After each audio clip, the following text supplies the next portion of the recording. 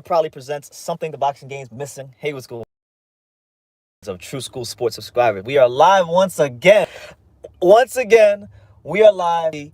Afternoons with True School Sports. Afternoons with the Untouchable. We here, man. I'm so happy to be here today, guys. I'm having a good day so far. Hopefully, your day is going well. A lot of great things are happening to your boy BT. Just in life in general, and hopefully, like I said, hopefully the same things are going well for you. Waiting for some people to get in here. So if you're just tuning in, make sure you guys smash that like button. Let YouTube know that you're rocking with your boy BT, because you know how YouTube does. YouTube be trying to hate on me. They're trying to keep me from being successful, champ. So it is what it is there. But look, I wanted to get into it. Because we're gonna be dissecting this fight so much in the coming days, months. And it's not even official yet, but we're just gonna get a head start because I believe it will be official. Anthony Joshua versus Tyson Fury. The biggest fight in the heavyweight division, the biggest money fight that could possibly be made in the sport of boxing at this present moment. It's big time stuff. It's massive stuff. Now, one very interesting development that's happened with this fight from the Anthony Joshua side of things is that your boy Money May, TBE, Floyd Mayweather said that he's going to be helping out Anthony Joshua. Now, I've seen people catch wind of this news, and they say that now that Floyd's helping Anthony Joshua out, that it's going to help Anthony Joshua out. That Anthony Joshua is going to win the fight, and that it's going to put him in a better situation to win. Now, I don't know if that's true. I really don't know if that's true, because first and foremost, Mayweather, yes, was a great fighter in his day. But he doesn't really have a proven track record as a trainer. That's a fact. He doesn't have a proven track record as a boxing coach or trainer. On top of that, he's not just training any heavyweight. He's not just training any fighter, but he's training a heavyweight. And Slotello, what's good, champ? How you doing? He says, yo, I'm here. Well, smash that like button, man. I see 70 in here, but I still see we got 0 likes. Let's at least get 1 like on the board, and then we'll go from there. But with Anthony Joshua, he's training a heavyweight, and if there's one thing I know about boxing, and I learned this from my good friend Stacey McKinley. Shout out to Stacey McKinley back home in South Florida. One thing I learned from Stacey McKinley over the years is that not everybody can train heavyweights. You got trainers that are great training other fighters. You got some trainers that are great training middleweights, that can train a certain style of fighters or a certain style of fighting, but not every trainer can train a heavyweight. That's why, I've seen many a great trainers have success training fighters, but once they get a heavyweight, they don't know what to do with them. I'll give you an example. Virgil Hunter, okay? Virgil Hunter trained Andre Ward, and he's had some success with other fighters like Amir Khan. But you give him a Dominic Brazil or a Tony Yoka, and he hasn't really produced the best performances with those guys. So there's a good example there. Another example I could give you is let me see. What's another example I could give you guys? There's a lot of examples. I can't think of all of them up top. But I'm just saying it's different training heavyweights, because a lot of times people have their boxing philosophies. They have their ways of training and how they see the sport. And heavyweight boxing is different. These guys mature later. These guys, they're in the big boy division. So you have to train them. You can't train a heavyweight to go in there and tip tap around the ring and box to a 12-round decision. You can't do that. It's just inexcusable. You can't do that. You have to train your heavyweight to go in there and throw grown man punches and have enough defense to get around the ring and block the shots and all that good stuff. And people, I don't think people understand. Because the heavyweight division has that one punch factor where the guys can just be ironed out with one punch, you have to know you got to know what makes the fighter tick, and you got to really be able to get a hold of your heavyweight's mind. And that doesn't get talked about enough when it comes to training heavyweights. So I'm very interested to see if Floyd Mayweather, however he helps Anthony Joshua, can he get a hold of his mind, and can he push the right buttons to bring out the best in Anthony Joshua? That's really what I want to see. Slotello, he says, Wilder turned down Floyd Mayweather's training offer advice twice. He's stupid. Yeah, I think for him, training with Floyd Mayweather would actually help, because he has everything you need for a heavyweight that most heavyweights lack, believe it or not. Wilder has the punching power. Wilder has the self-belief. Wilder has all those things. But what Wilder doesn't have is the most rudimentary, elementary things of boxing, which is he doesn't have basic boxing skills. He doesn't have basic boxing acumen. And, Floyd Mayweather, at bare minimum, could have helped him with that. He could help anybody with that. Because we know, when we talk about Floyd, we know Floyd is one of the best technical fighters in the sport. But yeah, man, we here. We're live. How does Anthony Joshua and this whole Tyson Fury fight, how is it going to be affected with Floyd Mayweather involved? Now, I think it makes it a lot more interesting because, number one, Anthony Joshua has been a guy in the past, and you can choose to agree or disagree with this or not, if you want, but he's been a guy whose heart and his mind have been questioned because when he fought Andy Ruiz, and Andy Ruiz took us to some deep, dark, and uncomfortable places he had never been at that point in his career, he spit out his mouthpiece, and he didn't want no more. And now he's fighting a guy in Tyson Fury who has mastered the mind, who has mastered the psychology of boxing, who has mastered the art of not just getting under his opponent's skin, but getting into their head. And there's questions on fight week. Forget the fight. There's questions in the build-up to the fight. Will Tyson Fury get into the mind of Anthony Joshua? And that's one thing I'm very intrigued to see if Floyd Mayweather can really add or help anything with Anthony Joshua in terms of getting him motivated and getting him to be a more just hardened, disciplined fighter, and a fighter of more self-belief. So I don't know, man. I don't know, but Wilder, Anthony, Fury, Joshua, it'll be happening before we know it. Let's see, did I miss any comments? The only comments I've got so far from my man Slow Teller. The other four of you here, man, chime in. I'm gonna be here for like at least an hour or so. So if you got anything you want to talk about, leave it down below. But until then, I'm gonna talk about Fury and Joshua. Slotello says AJ loves Floyd. He kept bigging Floyd up when he was doing his fight review with Pulev. AJ even said that when he pumped his fist in the midair fight, it was to Floyd because Floyd said jab. Yeah, I saw that. I was live for that fight. I remember being live for Pulev versus Joshua. Listen, let's not be stupid either. Let's not be stupid either. We know that Floyd Mayweather, at the end of the day, it's all about the money. It's all about the money, because if it ain't about the money with Floyd, then it ain't really about a damn thing else. And we all know Anthony Joshua, when it comes to heavyweight boxing and boxing at large, he's one of the only cash cows active in the sport. So by attaching himself to Anthony Joshua, he's gonna get a piece of that pie. He will get a piece of that pie. And listen, you never know. Boxing is a crazy business. It's a crazy sport. Who's to say, they don't do something that Floyd Mayweather and Anthony Joshua don't do some sort of crazy partnership together, business wise. It's always about business with Floyd Mayweather. It always has been. So make no mistakes about it. He's helping Anthony Joshua out, yes, but on the back end of this, it's a business move.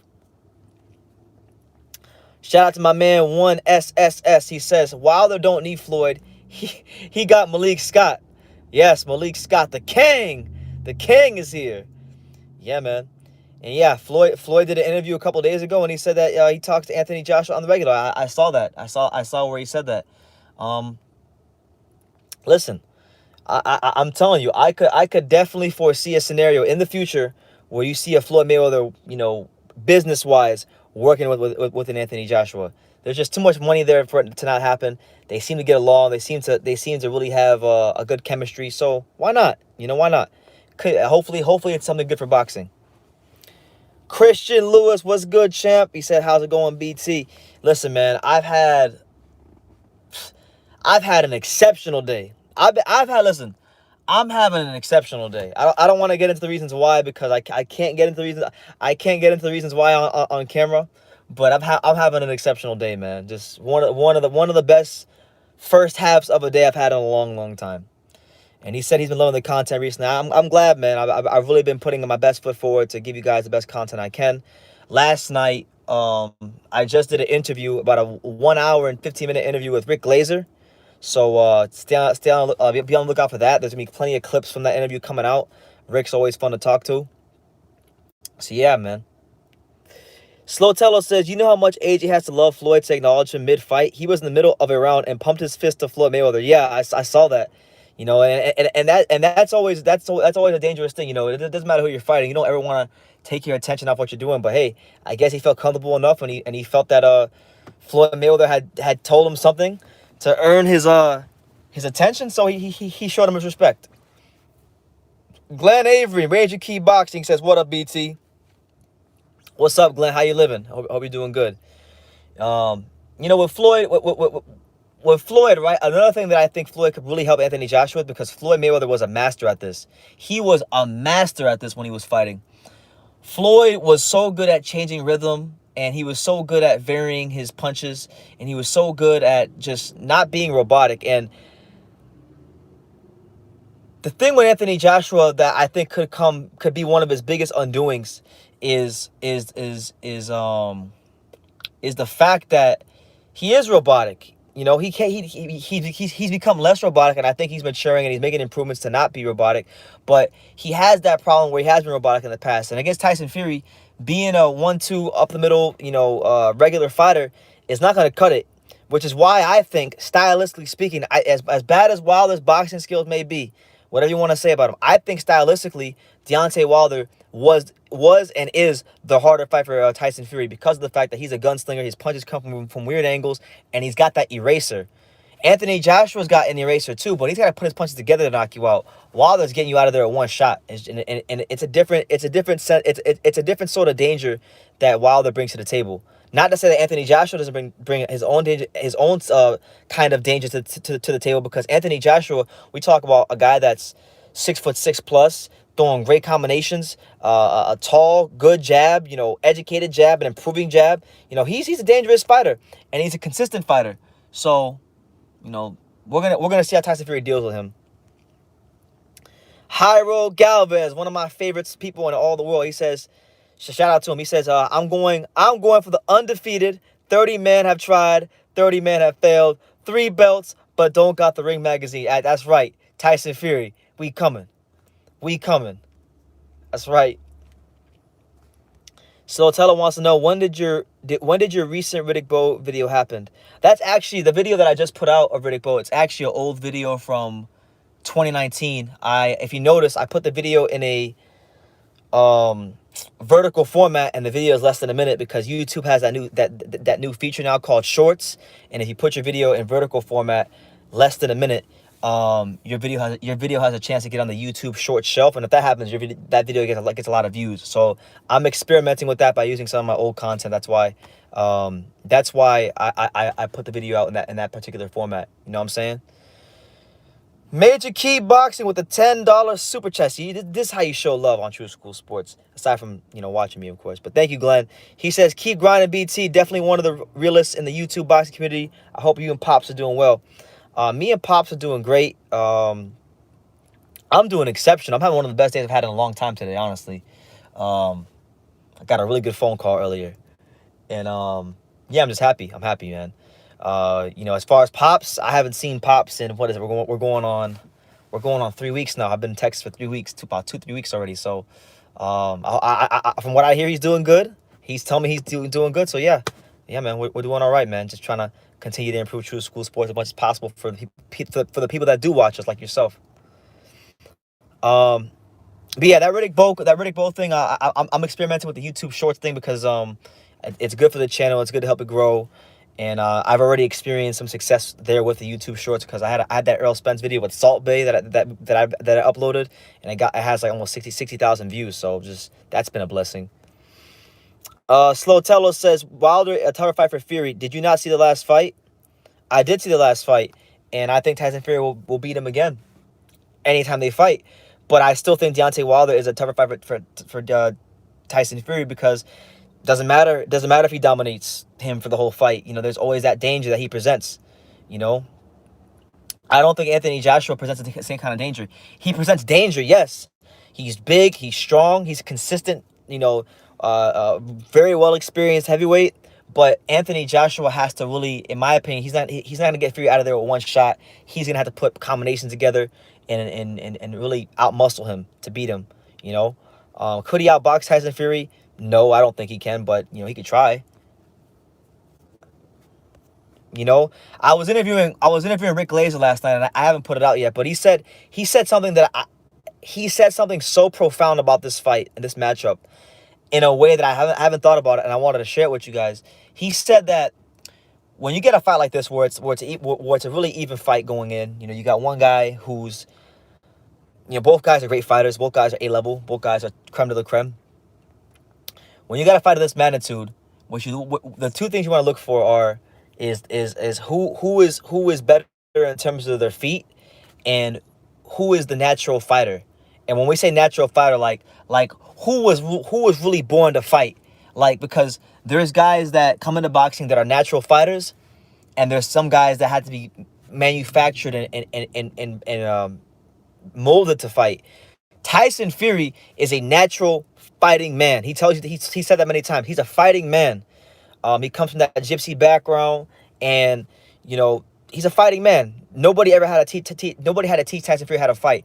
As for Anthony Joshua, he's had to learn how to fight over the years, and he's still learning some things in the professional ranks. He's still maturing. He's still getting better, and that's not a takeaway from him. But I think in a fight where the margins are this close, he said you go with the guy that is the natural fighter, and you go with the guy who moves better on their feet.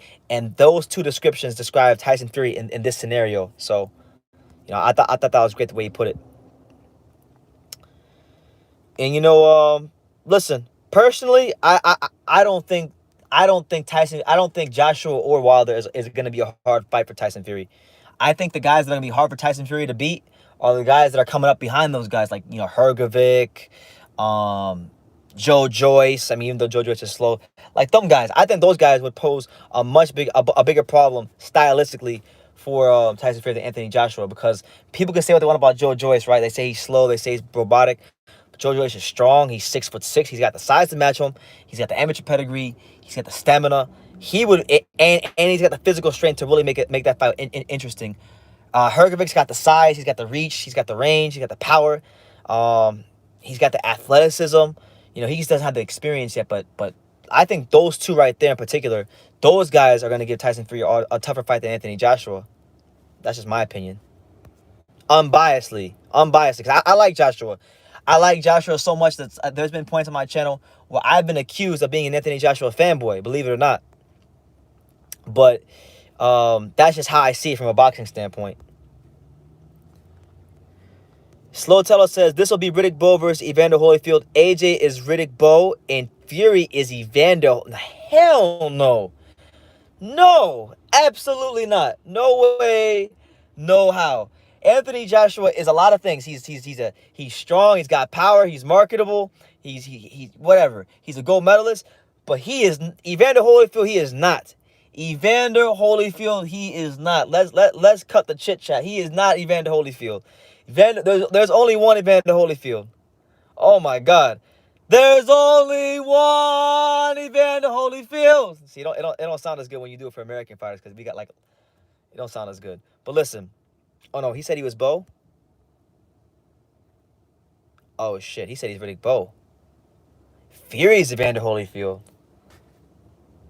Nah, none of those guys, listen, none of those guys are those guys. Those guys are on a class of themselves. You're saying Anthony Joshua's Riddick Bowe. I'll tell you this. If the Pulev fight wasn't a one-off, and what I saw in that fight is going to be who he is the rest of his career, those inside moves he was showing, triple uppercuts, stepping over to the right like he's Chocolatito Gonzalez, and we're going to see those kind of subtle skills from Anthony Joshua, then who knows? Maybe he will mature into being like a bootleg Riddick Bowe. What I can say about Anthony Joshua and Riddick Bowe is I remember I did an interview in 2019 with Riddick Bowe himself, and Riddick Bowe himself said that Anthony Joshua reminds him of himself more than anybody in the weight class. So you might be onto something, because Riddick Bowe did say that himself. So you're not crazy. I rate Riddick Bowe so highly as a fighter. So when I hear anybody get compared to Riddick Bowe, my eyebrows go up a little bit. Oh shit, Glenn, Major Key. Yo, Glenn. Yo, shout out to Glenn. This live has been brought to you in part by and sponsored by Major Key Boxing. Glenn, he says, congrats on 34,000 subs. Thank you, Glenn. What are your thoughts on Ortiz Hooker, Canelo versus Saunders, Berlanga versus Nicholson, and Hagler Hastings? So I'll answer those one by one as best as I can. Hooker Ortiz, I'll be there this week. Great fight. I think it's a great fight. A lot of people are saying it's not a good fight. Virgil Ortiz is gonna walk straight through Hooker. I think Virgil Ortiz will eventually get Maurice Hooker out of there, because I just think it's too much to ask Maurice Hooker in his first fight at welterweight to go over there and beat Virgil Ortiz. I thought he was weight drained at 140. That's why I think he got knocked out in such brutal fashion against Ramirez. I think his chin will hold up better than people think in this fight, but Virgil will break him down. So I'm gonna go with a Virgil Ortiz 7th round stoppage. That's what I think. I think Virgil will be patient. I think Virgil will be poised. I think the first 3 rounds is going to be a chess match, because Virgil's a patient, poised fighter. Hooker, in the early parts of that Ramirez fight, if you go back and watch it, he showed himself to be a patient and poised fighter. So I could see that fight being a really competitive fight in the early rounds. I think in the middle rounds, that's where we're going to see who's going to separate themselves. So, you're asking Virgil Ortiz, this is the best fighter he's ever fought. Maurice Hooker is a former world champion at 140. This is a guy that's beaten 5 undefeated fighters. He is not a bum like everybody's making him out to be. You see what I'm saying? So, with that being said, I think Virgil wins and he makes a statement. And if he wins, maybe he's in line for a big step-up fight after that. Canelo versus Saunders, good fight. This is a good, credible fight for Canelo. It's not really that high on my bucket list of fights I wanted to see for Canelo, but I'm not gonna shit on this one. I was shitting on Avni Yildirim. I was shitting on all over Callum Smith. This one I won't really criticize too much, because Billy Joe Saunders is a good fighter, and he's got some things in his style and his skill set that could actually give Canelo some damn problems. Like, he's southpaw, so that's always a good thing. He can move. He's slick. The only thing is with him, I don't think he can punch hard enough to keep Canelo honest. Because he, at 168, I didn't really see that in his fight when he won the title. And at 160, he wasn't really known as a big puncher either. So I think asking him to punch Canelo hard enough to keep him honest, it's asking him a lot. So he's going to have to try to find a way in this fight somehow to be cute and clever for 12 rounds and outbox Canelo. And I think he's capable of it if he can avoid Canelo cutting off that ring. He's got faster feet than him, but can he avoid counter shots? Can he be sharp? Can he turn Canelo? Can he make Canelo refrain from planting his feet and throwing those big shots? That's really the question we have to have answered from Saunders. My answer to most of those questions is I don't think he can for the whole fight. I think he will for the first couple of rounds. And I wouldn't even be surprised if in the first 6 rounds of that fight, you see Saunders win the first 4 rounds. Like, first 4 rounds, and you're saying, wow, look how good Saunders is doing. And then I think Canelo in those middle rounds is going to start to figure him out, break him down. And I'm not going to say he stops Saunders, because he didn't stop Callum Smith, who was weight drained and stood in front of him and came to survive. So I think Canelo wins like a 116, 112 decision, something like that. That's what I think. And then your last question, Major Key, was Berlanga versus Andrew, or one of your last questions, Berlanga versus Desmond Nicholson. And I just did a video about that this morning, but I haven't put it out yet. I haven't edited the video yet. I think it's a good fight. Nicholson's a guy in his career who, for the most part, even in his losses, because he had the loss against Jesse Hart. Jesse Hart stopped him in 7 rounds. He had that close split decision loss with Steve Rolls. All these fights, he goes rounds. And, I think in his whole career, I was doing the math this morning. In his whole career, he has 27 fights, and he's boxed 96 rounds. So if you do the math, I think 96 divided by 12 is about 3.5 rounds. So his fights go on average of about 3.5 rounds, because in the early part of his career, he was knocking a lot of guys out. So I think listen, I hate saying this with Berlanga, because every time I've said this, like every fight, because Top Rank is giving him these little baby steps up in class, and he's passing them with flying colors. They gave him Eric Moon, first round knockout. They gave him Ulysses Sierra, first round knockout. This is another baby step up in class for Berlanga. And, I think Desmond Nicholson does have what it takes as far as durability to at least get out the first round.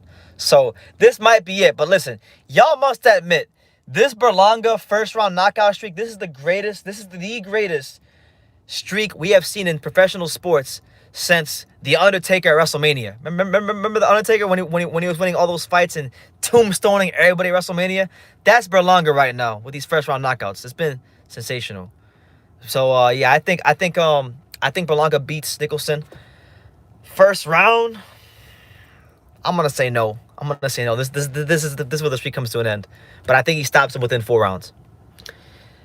Marvin Hagler's passing. Oh man, I touched on that a little bit on Saturday during the live after the Cholatito fight. You know, it was very unfortunate news because of the timing of it. It was right before Cholatito Estrada 2. And Marvin Hagler, just what can we say about Marvin Hagler? He is one of them. When we talk about boxing, we talk about the true warriors of the sport of boxing. We talk about the guys that have made this sport what it is today. And you got to talk about Marvin Hagler. You got to talk about Marvelous Marvin because, this guy fought all comers. He was willing to test himself. He was one of those fighters. He wanted to know in his heart of hearts how good he was and fight the best fighters. And he did that time and time again. Fighting guys like Willie the Worm Monroe and Alan Minter and John Mugabe and Leonard and Hearns and just so many top class fighters. So may God rest Marvin's soul. May God bless his family, comfort his wife, who I'm sure is having a hard time right now. I had the honor, and I told the story on the live last time. I had the honor in 2016. I met Marvin Hagler at the WBC convention in Hollywood, Florida, at the Diplomat Hotel, and I asked him for an interview. He told me no, he didn't want to do any interviews, but he graciously took a picture of me and he talked to me for like 2 or 3 minutes. He was a very nice guy. So God bless Marvin Hagler, and just thank him for everything he's done in the sport for us as the fans. He was really somebody that gave people so many memories and moments to hold on to for a lifetime. So we will always love, we will always cherish, and we will always remember the great champion Marvin Hagler. And me and my dad are planning a special tribute video to Marvin Hagler, so stay tuned for that. But I hope I answered your question, Major Key. I took my time, and for $20, I gotta take my time. Thank you, man, for supporting the channel, man. I appreciate everybody who supports. Hyrule says, we come for that one-time Thurman. I ain't no cherry, but Spence certainly is. Yeah, man. You can have Ray Leonard and Floyd Mayweather, but AJ is still gonna get the biggest boxing lesson of his career by the Gypsy. I agree, because look, it don't matter. Listen, I saw a quote from Joe Louis on Instagram recently that somebody posted, and it's like, look, Joe Louis once said, I can show you all the techniques, all the skills, and everything in the world, but I can't teach you how to be a fighter. You either have it or you don't. And listen, not to say, I'm not saying, don't get my words misconstrued, people. I'm not saying Anthony Joshua isn't tough. I'm not saying he's not a warrior, because he is a warrior, and he does deserve respect, and he does deserve adoration. But when we talk about in that ring, between him and Tyson Fury, who is the more tougher fighter, it's not even a debate. Tyson Fury is a tougher fighter. You can say what you want about Tyson Fury and his antics out the ring and whatever you want. But when it comes to, when them lights come on, one thing we can say about Tyson Fury is that when them lights come on and it's time to perform in those big fights, he doesn't have any problems. There's no qualms. There's no nothing. Tyson Fury performs the best when the lights are the brightest. And that's the kind of fighter you want to be. And this fight will be no different. Duke. Duke Owen, what's good, champion? Says, my main man, BT. My main man, Duke. One of the OG subscribers of the channel. How you doing, man? Good to see you. We out here in Texas. We patiently awaiting the Maurice Hooker Virgil Ortiz fight on Saturday. I'll be supporting my boy Maurice Hooker. I would consider Maurice a friend of the channel. I really took a liking to Maurice. I liked him as a fighter from afar for a couple of years now. But after really talking to him, it's hard to, when you talk to Maurice, it's hard not to like the guy. He's very likable, and he's a huge underdog. So I think Virgil's gonna win. Separating my emotions from my logic, I think Virgil will win the fight. But I'm rooting. I'm gonna be there supporting Mighty Mo. Yeah, but overall, it's been a good day and a good week so far. Sewell A says, what do you think about Danny Garcia wanting to move to 154 to fight Keith Thurman? I think Danny Garcia is out of his damn mind moving to 154, because I also heard him say he wants to fight Jermell Charlo. And listen, fighting Jermell Charlo, if you're fighting Jermell Charlo, you better be willing to risk everything, including your damn life. Because I'm telling you right now, that dude right now, the level he's on is something special. Sewell A says Maurice is training with Harvard. Maurice got this upset incoming. I hope so, man. I would be so. Listen, I have nothing against Virgil Ortiz. I love Virgil Ortiz, but when you take the time to really study Maurice Hooker's career, and when you take the time to talk to him, and I listen, Maurice Hooker, he doesn't even know this. I don't think he knows this, but like I don't do them anymore, but because they're kind of boring and everybody does them now. But I used to do like my end of the year awards on True School Sports for like best fight of the year, fighter of the year, all that stuff. And in 2018, when I did my awards, my 2018 fight of the year was Maurice Hooker versus Alex Saucedo. Such a great fight, so much courage, such a gutsy performance, and a fighter that's capable of that type of gutsy performance is not a fighter you should ever write off. So he's got my support this weekend.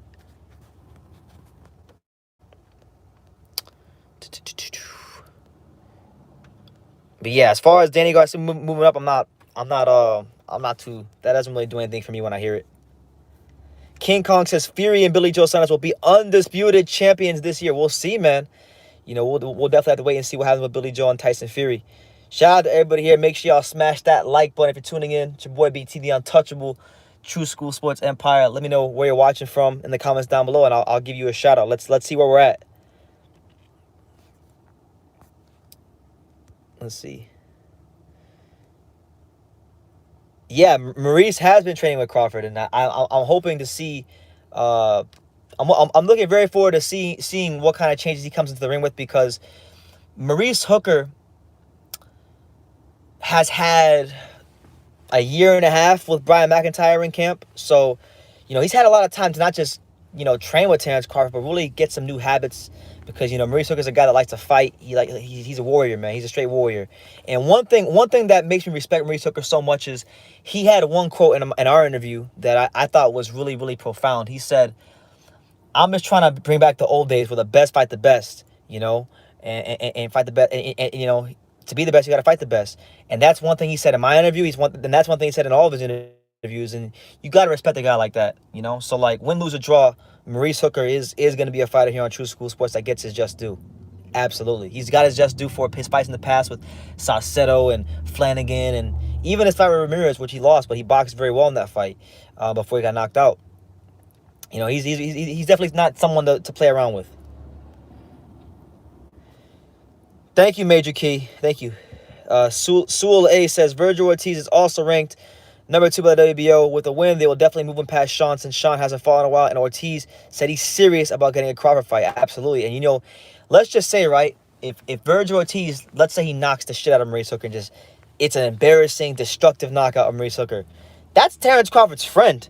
And Terrence Crawford's going to feel some type of way if Virgil Ortiz does that. So, I think that fight will happen for sure if he goes ahead and he beats him. Ruben Crespo, what's good, champ? He says, look at him, champ. In my Shit and Briggs voice, it's BT, y'all. Yes, sir. Live in the afternoon. BT, the consistent. I'm the untouchable. Now I'm the untouchable, and I'm the consistent. I'm going live in the afternoons. This is my time right here to go live. So I enjoy talking to you guys at this time. Corey, the movie junkie, says, yo, I think people are underestimating Anthony Joshua's mindset. Remember, AJ was killing, oh my God, he was killing Tyson Fury in sparring, so he's been in there with Tyson Fury before, so he knows what to expect. Well, this is one thing that I want. This is one thing that I want boxing fans to stop doing. Okay, because I was just having this argument with my boy Felipe, my friend Felipe. Okay, sparring, and I listen, I'm gonna just be as blunt as possible. Sparring, when it comes to actual fight, sparring does not mean shit. It means nothing. It means absolutely nothing, because sparring is where you go to work on things. Sparring is where you go to try new things out. Sparring is not fighting under the lights. You don't have that pressure and anxiety of fighting with people in the crowd or anything like that. And you're wearing headgear in sparring, so it's different. And certain fighters respond differently to sparring, and being under the lights. And Tyson Fury, like every other fighter, is no different. He's not a guy that really strikes me as somebody who'd be great in sparring. Now, under them lights, we've seen what he's done under them lights. And to fight under them lights at the highest levels, it takes a whole different mindset. And we've never seen Tyson Fury. I want y'all to get that through your head. We have never in a big fight seen Tyson Fury fail under them lights, but we've seen Anthony Joshua fail under them lights. So, and underwhelm at times too. So we'll definitely see. As far as his mindset, I think you could be right, because Anthony Joshua has shown he showed a lot of discipline and poise to come from the depths of hell where he was at. You know, he came to America in what was supposed to be one of the biggest, you know, debuts this country has seen in quite some time, and it was, but for the wrong reasons. It was a big American debut for Anthony Joshua because he got his ass knocked out by Andy Ruiz, and Andy Ruiz made history by becoming the first Mexican American heavyweight champion. You know what I'm saying? So, with that being said, he picked himself up and he understood that he couldn't be the Anthony Joshua that he was before. And he started to learn how to box, and he started to learn how to move. And he even said it himself. He went back and he started studying all the great heavyweight boxers like Riddick Bowe and Larry Holmes. And he started to really implement the things into his skill set that those guys that those guys did. And it showed in his last fight against Pulev, because that was the best Anthony Joshua I ever seen. Now, granted, Pulev is slow and he had a clear speed advantage. He had the height advantage and he had an advantage in power. So it's easy to look good against a guy when you have all those advantages. But, you know, Pulev is still a good fighter, and it's not easy to go in there and throw a triple uppercut, land against Pulev, step to the side and drop him. You know, like, he looked as fluid as I've ever seen him. And I think as long as he's not back lifting weights like crazy, you know, he'll continue to mature and he'll get even more fluid. King Kong, when did I say AJ has better stamina? I said fitness. It's not close. Yeah, I think Anthony Joshua, that's going to be an issue here, is stamina. What's going to happen when Tyson Fury takes all 6'9", 260 pounds plus and barrels it down on top of him? How does he respond to that? You know, the size advantage. You know, the size advantage, like they were talking about with Callum Smith and Canelo. The size advantage. AJ will get the biggest humiliation of his life when Fury ends. AJ quit on his US debut against a fat pig. Do not get me started. No. Get started. Let him have it in the comments. King Kong. Go King Kong. Go apeshit. Let him have it in the comments, man. Anthony Joshua is a good fighter. Tyson Fury is a great fighter. He coming, bro. And the one thing that people aren't talking about enough, people are saying Anthony Joshua's mindset's being underestimated. I think Tyson Fury's mindset's being underestimated. I think Tyson Fury's aggressiveness is being underestimated because, look, I've said it 10,000 times, I'll say it again. He's training with Sugar Hill Stewart now. Sugar Hill Stewart does not train his fighters to box, move, look cute, and go to a 12-round decision. Sugar Hill Stewart trains his boxers to put your lights out, throw grown man punches, and get you out of there quickly and swiftly. And this will be no different, you know? And I find it interesting, too, that, like, you're going to have Floyd Mayweather helping out Anthony Joshua. He's from Detroit. You're going to have Sugar Hill Stewart, who's Tyson Fury's trainer. He's from Detroit. So, like, the Midwest, Detroit stand up. Detroit's got all the fighters. Detroit's in the house. See two of the top American minds in boxing match wits, Sugar Hill Stewart and Floyd Mayweather. Oh no, if Anthony Joshua sparks Tyson Fury, you're not going to hear one excuse about inactivity from me. The only way you'll hear me criticize Anthony Joshua is that they give him like a clear give decision, like they did to Estrada this past weekend. You know, if he gets like the Gallo Estrada treatment in Texas and gets like a gift decision against Tyson Fury, then I'll have something to say. But if he goes out there and he annihilates Tyson Fury and does what Deontay Wilder failed to do, then shit, that's gonna take Anthony Joshua to the next level with me. And I already think highly of him. I know it sounds like I don't think highly of Anthony Joshua, but I do. If Fury tries to push Joshua around, he's getting knocked out. Joshua's winning this fight by KO or decision. He's definitely not winning this fight by decision. There's no way he's gonna outbox Tyson Fury. No way, no how.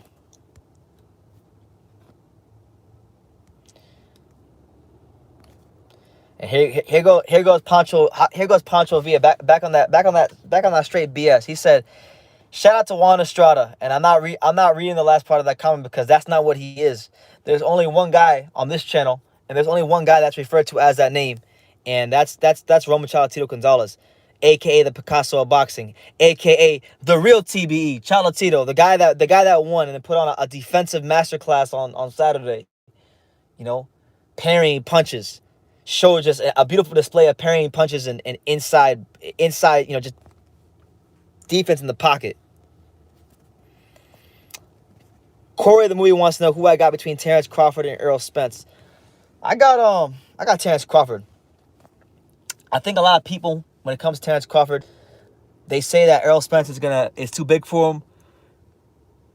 And they say his physical size and physical strength is gonna be too much for Terrence Crawford. But honestly, I don't think people understand how strong Terrence Crawford is. Like, I've heard stories about this guy. Like, he'll go do a fight, and then he does like a bunch of he does like a bunch of powerlifting and shit for his legs. Apparently he's like really, really strong. Like, somebody was telling me a story about some sort of weight training program he does that makes him stronger than like every fighter in welterweight. Someone said, Pancho says Fury is past his prime. I mean, he's past his prime, but I'm gonna quote Fury. He don't gotta be in his prime to beat Joshua. He's that damn good. It's the same way Cholatito didn't need to be in his prime to beat Gaio Estrada again. It's the same way, you know. You say that Gaio Estrada landed the clear punches. How? Hitting his gloves? Hitting his gloves. Shadow boxing. He looked like freaking Gaio Estrada. There were many times when I thought where Gaio Estrada looked like he was shadow boxing somewhere out in Guadalajara, Jalisco, in Mexico, chasing roosters. Is Floyd really helping Joshua? That's what he said. He said he's gonna help Joshua. He said that they talk all the time and all that stuff. So nobody really knows until we actually see Floyd get in the ring or in the gym with Joshua. But that's what he said. So that's what we're talking about. Floyd Mayweather. You know, do you guys out there think this is a good thing or a bad thing? Because for me, everybody's saying it's a great thing, but I don't know if it's a great thing. Because Floyd Mayweather has no proven track record of training anybody, and not everybody can train heavyweights. It's just different.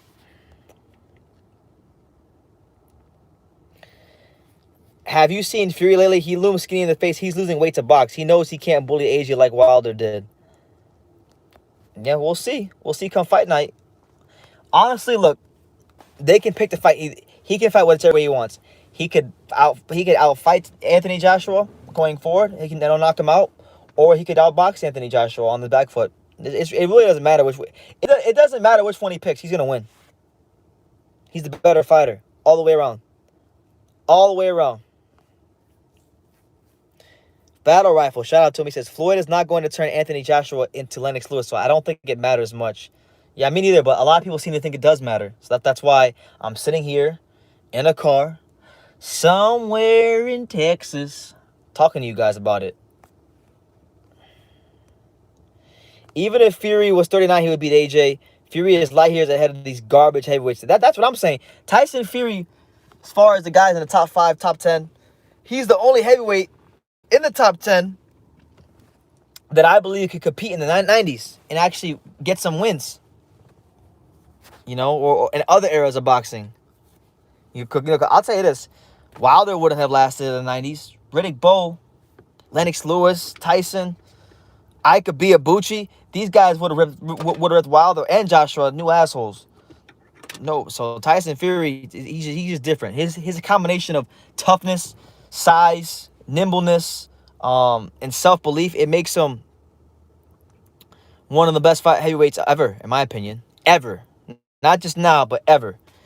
King Kong says the only heavyweight in the last 70 years that could beat Fury is Muhammad Ali. No.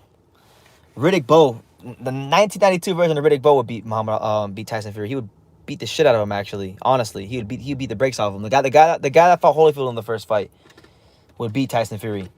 His speed, his right hand, his jab, he would freaking rip. He would be one of the only guys that would beat Tyson Fury in convincing fashion. That's how I see it.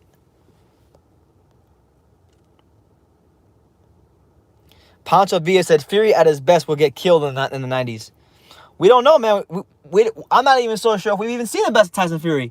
I mean, the guy that fought Klitschko, I think, was, oh my God, unreal. Unreal speed. Listen, for those of you who just say that was a boring fight and haven't that haven't had a chance to go back and rewatch that in a long time, go rewatch that Fury Klitschko fight and go look at the speed. The speed at 6'9" that he had back then.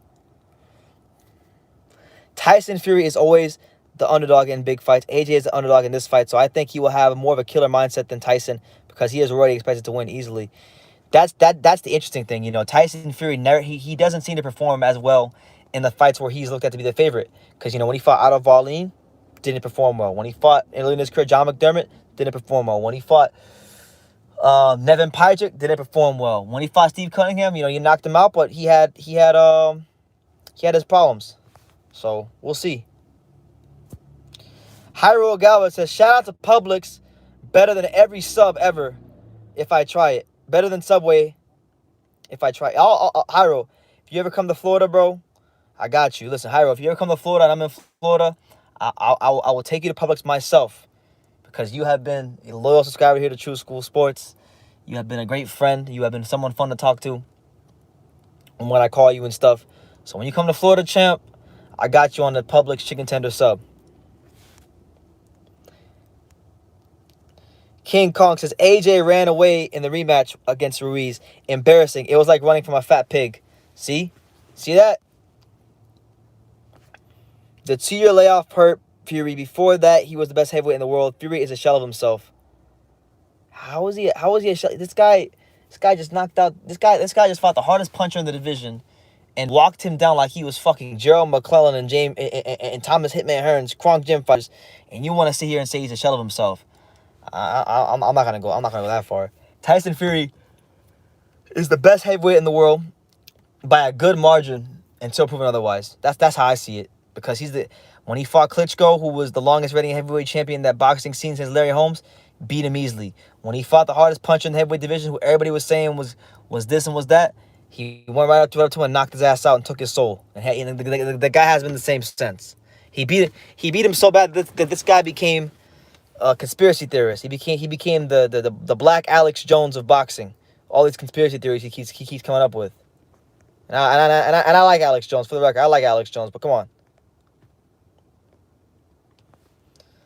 Fury is better than he's ever been. AJ picked the wrong one. I agree because, like, Fury still has the ability to box on his back foot if he chooses to. But now he's learning how to be that killer that God made him to be. You know, God made Tyson Fury a 6'9", 260+ pound man, and he's now fighting like a 260 pound, 6'9", you know, man. So we gonna see. Tyson Fury got dropped by a bum twice. AJ smokes him. He never got dropped in his... Well, he got dropped against Wilder. I mean, we'll see come fight night, right? We're going to see come fight night.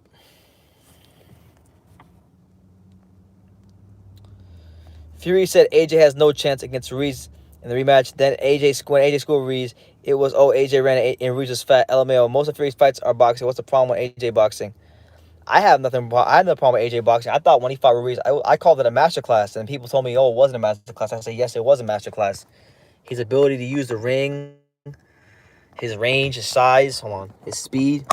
You can't shit on him for those things. You know what I'm saying? Oh, where's that water at? Let me see.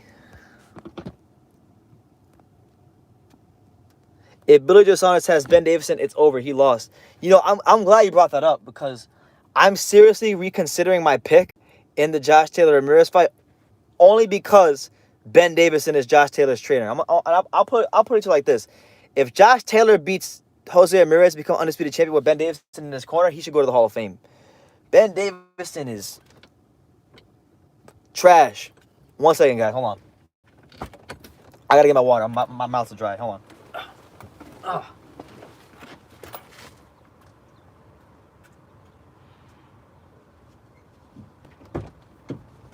But yeah, Ben Davison's trash, man.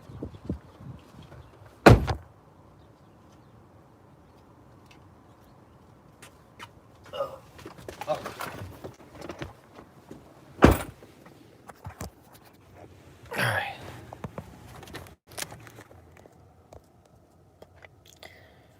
What do you like overall? I know now that one SSS mentioned him. What do you guys think about Ben Davidson as a trainer? Because when I see him give instructions, they're like really generic, plain instructions. Like when he was Fury's trainer for the first fight, he gave him instructions like, "Don't be greedy with the right hand." Don't. He kept telling him, "Don't be greedy with the right hand the whole fight. The whole fight. Don't be greedy. Don't be greedy. You know, don't use your right hand. Only use your left hand." And it nearly got Tyson Fury's ass knocked out. And depending on who you ask, his ass did get knocked out. So my thing is like he when he was training Josh Taylor for their first fight against that one random mandatory guy he fought, Josh Taylor knocked the guy out in a round. So there was really no time to develop any sort of instructions in the corner. When he fights Ramirez in that fight, after that first round was over, that'll be the first time Ben Davidson's had to give Josh Taylor any sort of in-ring instructions on fight night. And that's just like, I could see it being a disaster for him.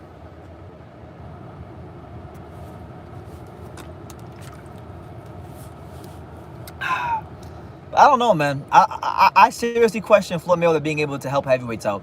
Because even if you look at Mayweather Promotions, right? Mayweather Promotions, he's clearly not a good heavyweight scout, because Mayweather Promotions has never had a good heavyweight like champion ever. He's a great fighter. Floyd himself's a great fighter, but he's never had a great heavyweight or a decent heavyweight. Has he? Because I can't name one. If you can name a good, decent Mayweather Promotions heavyweight, let me know in the comments, because I can't name one.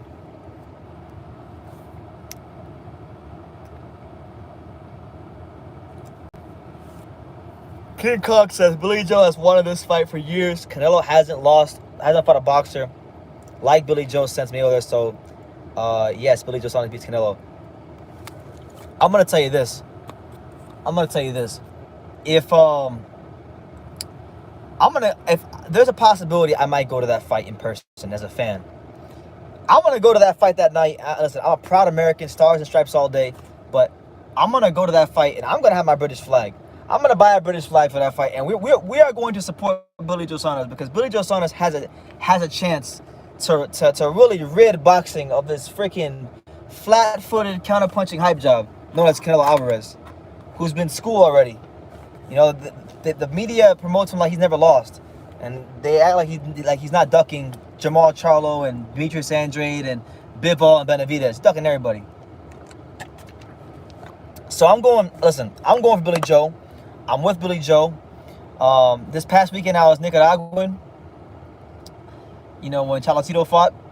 This weekend I'll be representing Oak Cliff, Dallas, supporting my boy Maurice Hooker. But when Billy Joe Saunders fights Canelo, I'm British. That day I'm British. I'll get my British flag that day, because freaking Canelo Alvarez is a disgrace to boxing. The way he's moving.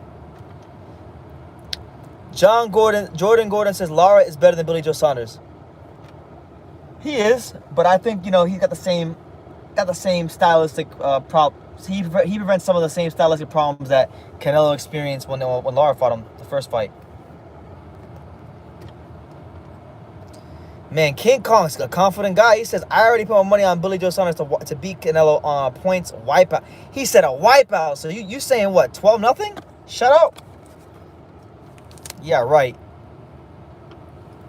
And even if he actually did it, if this fight's in Texas, do you think Canelo's gonna really lose a decision? No. I want that to happen. I'd love to see Canelo lose anyway. I don't even care if he gets robbed. If he gets robbed, great. That'd be great for boxing. Because he's not fighting nobody. He's fighting Billy Joe now, but if Billy Joe wins, I want him to fly his son. What do you mean fly his son? Fly him out to the fight? Jordan Gooden says, you're taking L's going against the Mexican Mafia. Yeah, it's tough, man. I think there is a Mexican Mafia in boxing, man. Like the same way there's like a gay mafia in the music industry. I think there's like a Mexican Mafia in boxing, because in Texas, you can never get a decision. Pernell Whitaker couldn't get a decision in Texas. Charlo Tito couldn't get a decision the past weekend in Texas. It's almost impossible against a Mexican fighter in a big fight. You know, it almost never happens. Yeah, I want Billy Joe to fly his son to the fight so he can kick Canelo in the nuts the same way he did to. Do you guys remember when he did that to Willie Monroe? He said, "Shoot!" right there. But yeah, it's your boy BT. Make sure y'all smash that like button. Hit the subscribe button if you're new to the channel. You know, we're here talking about Joshua Fury.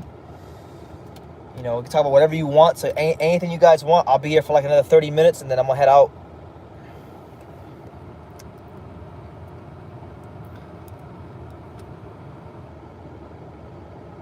Oh, my God. Slotello. For the love of God, I don't know what crack pipe you're smoking, but put it down, repent, and come to Jesus, man. No way in hell is Anthony Joshua better than Riddick Bowe. Anthony Joshua at his best, at his absolute best, is the bootleg, corner store, swap meet, swap shop, Eckerd's, CVS pharmacy version of Riddick Bowe. And I know you were joking, but I had to let you know. I know you were joking. Thank you. Thank you for clearing that up. Thank you for clearing that up, man. Programming reminder for you guys also. Thursday, tomorrow night, the Charlo Tito guy was trying to vlog. The full vlog, it's like 40 minutes long from my experience at the fight. It's gonna be out on Thursday night, so look out for that. Pops is going live for boxing Saturday night for the Maurice Hooker fight. He'll be live here. And then Thursday we have the Ring City USA card, which I'll be doing a post-fight review video for. And then I've got a couple interviews coming up. I got one with Rick Laser coming up that I did last night. I've got one. I might be having an interview with Rolando Amiro, but like he said he'd do it, but like I haven't got a time yet. But I was told that I'm gonna do it on Thursday, so we'll see what that happens. If it does, I'll let you guys know. I got a FaceTime from Sinisa Estrada today. Shout out to Sinisa Estrada, great fighter, great champion. I got a FaceTime from her today. We talked for like 5 or 6 minutes before she boarded her plane today. And she said we're doing the interview this week. She told me to text her later on today so we can confirm a day and time. So yeah, man, I'm having a great day today. Slotello. Yeah, I got one. I was just seeing, like, it was crazy. I was on my phone, right?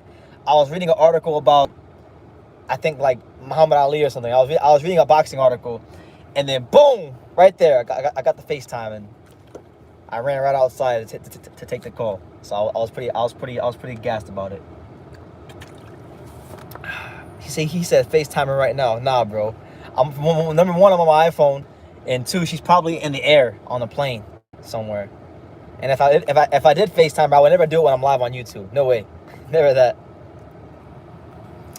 But I'm excited for her fight. I was talking to her about her fight. I was telling her my thoughts about the Annabelle Ortiz fight.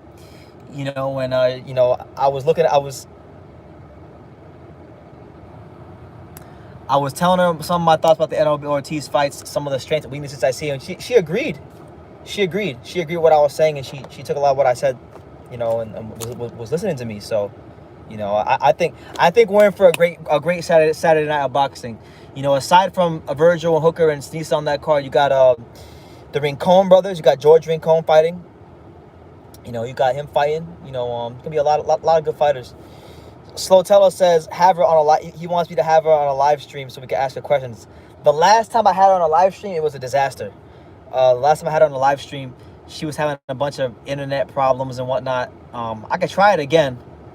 We'll see. We'll see what happens. BT changes flags like he changes socks. Yeah. Yeah. Nah, I'm an American.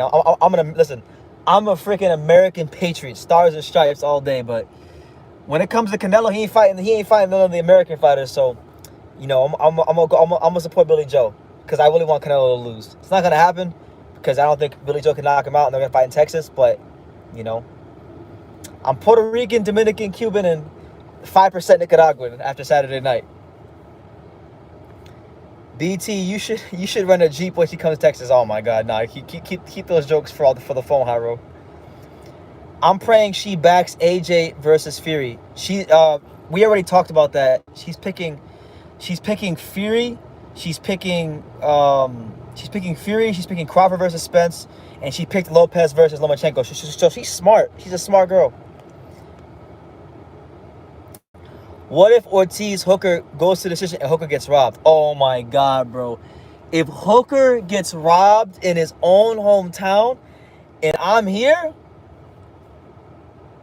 I don't know, man. I doubt it's going to go to the cards. I think whoever wins this fight is getting a knockout. But if it goes to the cards and Hooker deserves a decision, we're going to have a lot to say here on True School Sports. We're going to have some big problems. Big problems. Big.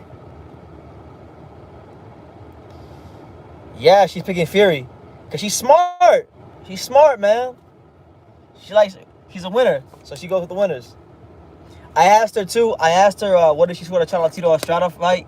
She scored it. She said she had it in 3 rounds for Cholatito. So she thought Cholatito won too. So, another credible pinging in boxing on Cholatito's side. But yeah, man. What else? I'm trying to think about what's coming up what's coming up the rest of this month after this weekend. We got Povetkin versus White, right? Povetkin versus White's the 27th, right, guys? Let me know in the comments.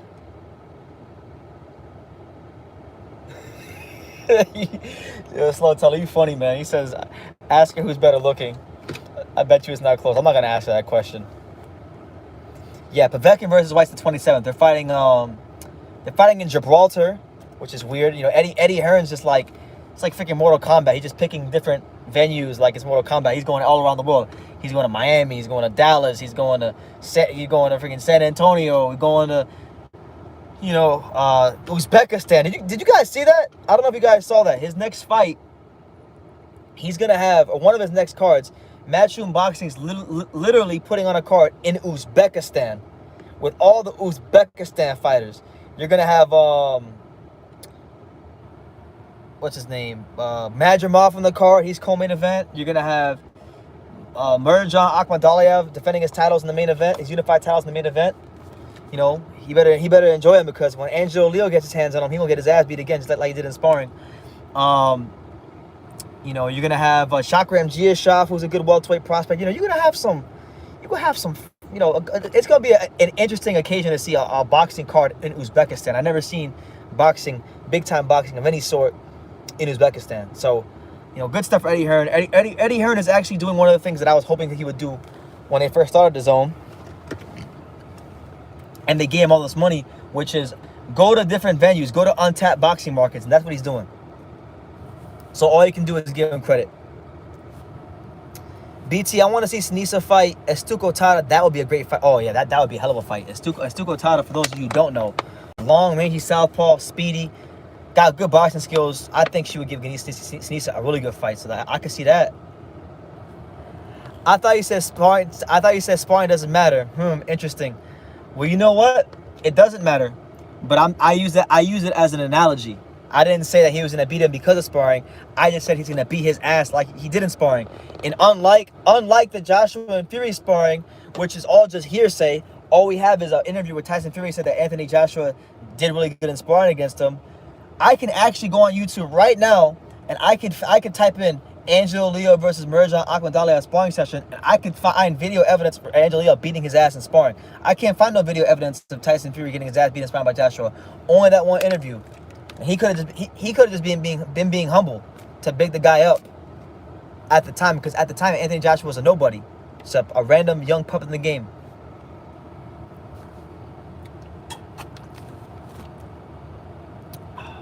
So yeah. But shout out to everybody here, man. We live on YouTube. Your boy BT live in color. April 17th is Demetrius Andrade versus Liam Williams 2. I'm very excited for that fight. I was debating if I wanted to cover that fight or not, because I don't think Matchroom Boxing would give me a press pass. But I'm gonna apply for a press pass to that fight, because I don't think there's gonna be a lot of media that want to cover that fight, because it's not a big name. The bigger channels, they know that if they come South Florida, from wherever the hell they're coming from, They're not going to get a lot of views covering Demetrius Andrade versus Liam Williams. So that's a card I want to try to apply for, and I think I think I'll get in. So hopefully, fingers crossed, we can get into that fight, because that's a fight that I would actually like to cover. You know, it's in my hometown. It's a fighter I really like against a fighter that the Brits can't stop hyping up, in Liam Williams. Fury even said himself that AJ hurt him with the uppercut. Okay, Fury says a lot of things. Fury also said that when he's done with boxing, he's going to go back to doing what he does best, which is masturbating 7 times a day. So, what's the point? We can't listen to what Fury says, even if what he's saying might be true. Evan Rocha says, "Good show, homie. Thank you, champ. Thank you for stopping by. Appreciate all 11 of you that are joining the afternoons of BT show. We here, the Untouchable True School Sports, live and direct in color from Texas. Yeah, man." AJ said that. AJ said he hurt him with an uppercut. Okay, good for AJ. But like I said, it's sparring. Doesn't matter. The same way Angel Leo versus Merjan Awandale doesn't matter. I just use it as an analogy that he's gonna beat the shit out of Merjan. Not because of sparring. See, you use Slotello. You used sparring as a speaking point as to why he beat him. I'm not. I'm just saying he's gonna beat him because, and I use sparring as an analogy. I think he's gonna beat Merjan because he's just a better fighter. Fury said this, Fury said that, makes no difference. Fury will destroy AJ. Exactly. Doesn't matter what Fury says or doesn't say. Fury says a lot of things. Oh, I seen that interview, yeah, when he was talking about sparring. Okay, good for him. But guess what? When he retires from boxing, nobody's going to say, hey, do you guys remember that one time AJ hurt Fury in sparring? They're not going to say that. All that matters was when those lights come on and who performs under them lights. And based on track record, the guy that's performed the best under those lights in the biggest of fights, comparatively speaking, has been Tyson Fury. Who you got, AJ or Fury? I'm Team Fury all day. I'm Team Fury all day. Listen, there's like 3 fighters in boxing that I almost never pick against. Or I won't say I won't pick against them, but I'm going to say these are the 3 fighters that whenever they fight, no matter who they fight in the weight classes, these are the guys that I am rooting for. And those guys are Charlo Tito, Tyson Fury, and Terrence Crawford. Although, when Terrence Crawford fought Kell Brook, I wanted Kell Brook to win, only because people talk so much shit about Kell Brook, and I wanted him to get some respect. So that was a special case. But more often than not, Crawford. Johnny Berba. Hey, shout out Johnny Berba. Make sure you guys subscribe to Johnny Berba's channel. He puts out a lot of good content on just like how to deal with your fears and anxiety, and it's good, like, improvement stuff for men. I watch it from time to time, you know, because I have, believe it or not, you guys might not know it, because I get on here on camera and I speak very well, and I go to these arenas and I interview fighters, and God has blessed me to do a lot of things and meet a lot of people of high stature in boxing, but I have anxiety a lot sometimes, and you know, watching his videos do help me out at times. So shout out to Johnny Berba. He said Pacquiao. Oh, yeah, Pacquiao's another one. When he's fighting, I don't give a damn who he's fighting. I'm moving Pacquiao. That's my guy. Although I will say, when he fights Crawford, I'm gonna be going for Crawford, because I need Crawford to get that win. And Johnny Berber says, "Thank you, BT. You're a good person." I appreciate that, man. Although I would say that, you know, there's really no such thing as a good person. You know, we all sin and fall short of the glory of God, but I try to be the best I can be to everybody. I try to be kind and humble to everybody. I don't always succeed, but I try. And that's all you can do, is try and be humble and kind to everyone. But yeah. I don't think Mayweather's going to make much of a difference, to be honest with you guys. Especially now with Sugar Hill Stewart. I think Sugar Hill Stewart is going to make a difference, but not Mayweather.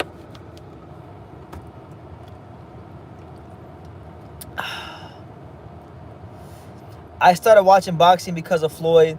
I became an AJ fan because I seen Floyd do a meet and greet with some big dude, and I wonder who it was. Googled him, and ever since I became a fan of AJ. Hey, we all have our ways that we become fans of fighters. I mean, shit, I became fans of fighters off of just interviews. Some fighters I became fans of because of playing Fight Night. Some fighters I became fans of just because, you know, I like how they fight. You know, it is what it is, man. Shit, man, it's already been 70 minutes. It's already been 70 minutes talking boxing with you guys. It's been crazy. Sugar Hill is awesome. He has a great character, perfect for training. Sugar Hill Stewart is one of the best people I've ever met in boxing. I had a chance to talk to him like a month ago because he went to a local card in South Florida, a small rinky-dink card in Miami, and he had a fighter from his gym fighting on the card, and he was just sitting there in the crowd watching one of the fighters that he helps out from time to time that was on the card. And there was nobody sitting next to him, so I sat right next to him. We talked for about a good 30 minutes, and I was talking to him. I was talking to Sugar Hill Stewart about the Fury fight and just how's training going. I was talking to him. I actually had a conversation with Sugar Hill Stewart about the LDBC, which was hilarious. We had a great conversation about that, and we just talked about just what he wants to accomplish in boxing, and it was good. It's always good talking to Sugar Hill. He's a great guy, really even keel, really laid back, just the salt of the earth. Joshua is no Wilder. Fury is going to lose. I mean, you're right. Joshua isn't Wilder. Joshua don't punch as hard as Wilder. Joshua don't punch as fast as Wilder. And Joshua don't punch weird angles like Wilder. So you're right. It's a better style matchup for Tyson Fury. You're damn right about that one. Yeah, that's how it goes, man. It's like, well, I mean, Slotelli, you're the one who's now you're the same person who's now apparently a Sinisa Estrada fan because of a video where I was talking about her. So, you know, I'm glad we need people to put certain fighters up. We need people to talk about certain fighters so that boxing can grow and that these fighters can get the attention that they deserve. Johnny Berber says it seems like Tyson Fury is being seriously underestimated. I want to say it's 50-50. You know, people who are really sold on Anthony Joshua winning this fight are like really sold on Anthony Joshua winning this fight. People who are really sold on Tyson Fury winning this fight are like really sold on Tyson Fury winning this fight. So I think there's underestimation going on both sides. Wilder is a terrible boxer with great power. He is. But what I always find funny is he's a terrible boxer, a great power who somehow managed to win a bronze medal in the Olympics. So what we got to ask is, with Wilder medaling in the Olympics with such limited experience, is Wilder a better technical fighter than we think, or is heavyweight Olympic boxing just that trash? What do you guys think? Because I think it's the latter. I think heavyweight boxing in the Olympics is, for the most part, most years, not even that good. Because how many times have we seen Olympian heavyweights, you know, we'll use Aldi Harrison as an example. Olympian heavyweights come to the professional rankings, not do a damn thing.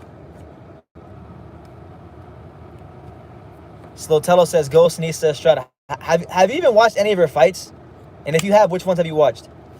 May the best man win, cough, cough, Tyson Fury. Hey, there's only one Tyson Fury. And whenever they fight, you're going to find out. This ain't amateur hour. This ain't amateur hour. Wilder is a terrible boxer. That's okay. He's a terrible boxer, but he's a fantastic fighter. He knows how to fight. Fight his ass off. Can't box for shit, but he can fight his ass off. Hey, what do you guys think about? I was seeing this today. What do you guys think about a potential fight with Oscar Valdez and Shakur Stevenson?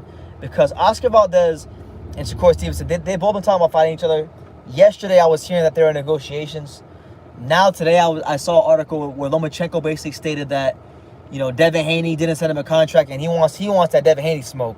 He wants Devin Haney to really be punished for all the things he's been saying.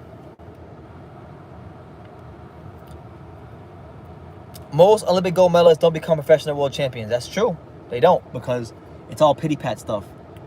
So sometimes people, not sometimes, all the time, people overvalue a gold medal in the Olympics. Rocky Marciano had like 5 amateur fights. Roberto Duran had like 20 amateur fights. And none of these guys had medals. Roman Gonzalez doesn't have a medal. Guy Estrada doesn't have a medal. Crawford doesn't have a medal. Spence doesn't have a medal. You know, Josh Taylor, I don't think he has a medal, does he? He might have a medal. I don't think he does. You know, Usyk had a medal, but like, he's a one-off.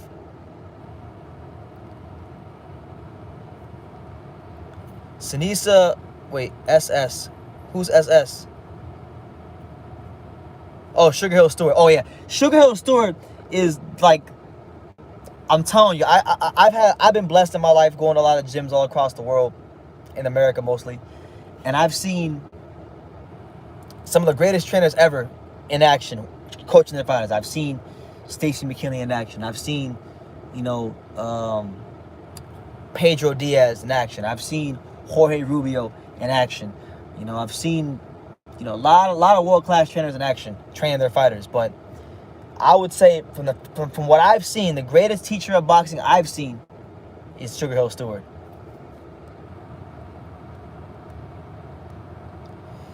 Let's say Wilder's straight hand rating is 100, but his uppercuts, left hook, and jabs are like a 50. AJ doesn't have a 100 rating punch, but he has 90 rating punches like his uppercuts.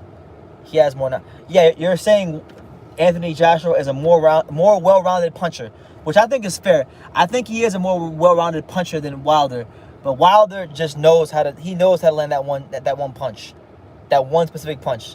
So I'm not gonna disagree with you, but I still think Deontay Wilder stylistically is a tougher fight because of the fact the things that people criticize him, the same things people want to criticize him for are the same reason why he's a tough fight why he's a tougher fight for Tyson Fury than Anthony Joshua. And even he says that. Even he thinks that. That would be an awesome fight. He's got Valdez. If Stevenson fights Valdez right now, Valdez wins. You guys think so? I don't think so. I think Shakur Stevenson wins that fight rather handily, honestly. You know, Valdez had a great knockout against Berchelt, but Berchelt was falling in with his punches, and Berchelt makes a lot of technical mistakes that Shakur is not going to make for that punch to land. That punch he landed against Berchelt will not be there when he fights Shakur. I can promise you that. Johnny Berba and Jordan says, what do I think about Liam Williams fighting Boo Boo Andre? Jordan Gordo called him a Euro bum. I think it's a good fight for Boo Boo. He hasn't fought since last January. You know, he needs to stay busy. Liam Williams is good enough to give him some quality rounds. He's got heavy hands, so Boo Boo can't just be there and be reckless and trade and be stupid. He has to actually be on his P's and Q's and be alert and pick the shots off, make sure he slips, make sure he looks for the counters. I think it's a good fight because Liam Williams is going to be hungry. He's going to come to win. And a lot of the Brits are hyping him up. I see that fight as a 75-25 fight in Demetrius' favor.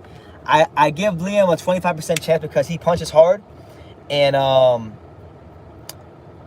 Boo Boo in the past has proven that if you can land on him, maybe he can be a bit chinny. So we'll see. We'll see what happens with Liam and Boo Boo. I think it's a good fight for where we're at right now. You know, he's not going to get a Jamal Charlo fight because Charlo got offered $7 million, didn't want to fight him. He's not going to get a Canelo fight because Canelo's scared to death of him. He's not going to get a fight against Golovkin because of the same thing as Canelo. He's scared to death too. These guys don't want to fight him. So all things considered, it's a good fight. If I get to cover the fight and get a press pass in my hometown in Hollywood at the Hard Rock, it'd be a great fight. But that hasn't happened yet. Pancho says Wilder took the Fury fight because Fury looked terrible during his comeback. I mean, yeah, he fought Pianetta and was just doing a bunch of shoe shine stuff, and then he fought Sefer Seferi. Yeah, I mean, but listen, Tyson Fury can look trash for 10 straight fights. When them big fights come, them lights come on, he's gonna perform to the best of his abilities. You know, all this talk from Slotello about jabs and left hooks and right hands and ratings, it's making me pissed off that there's not a new boxing video game. We need to get a new boxing video game. Okay? We need a new boxing video game. We need a new fight night or something the boxing fans could play. Because like right now, if there was a boxing video game and we had Gaio Estrada and Cholatito on there, I'd be playing with Cholatito, beating Gaio's ass. because they took it from him.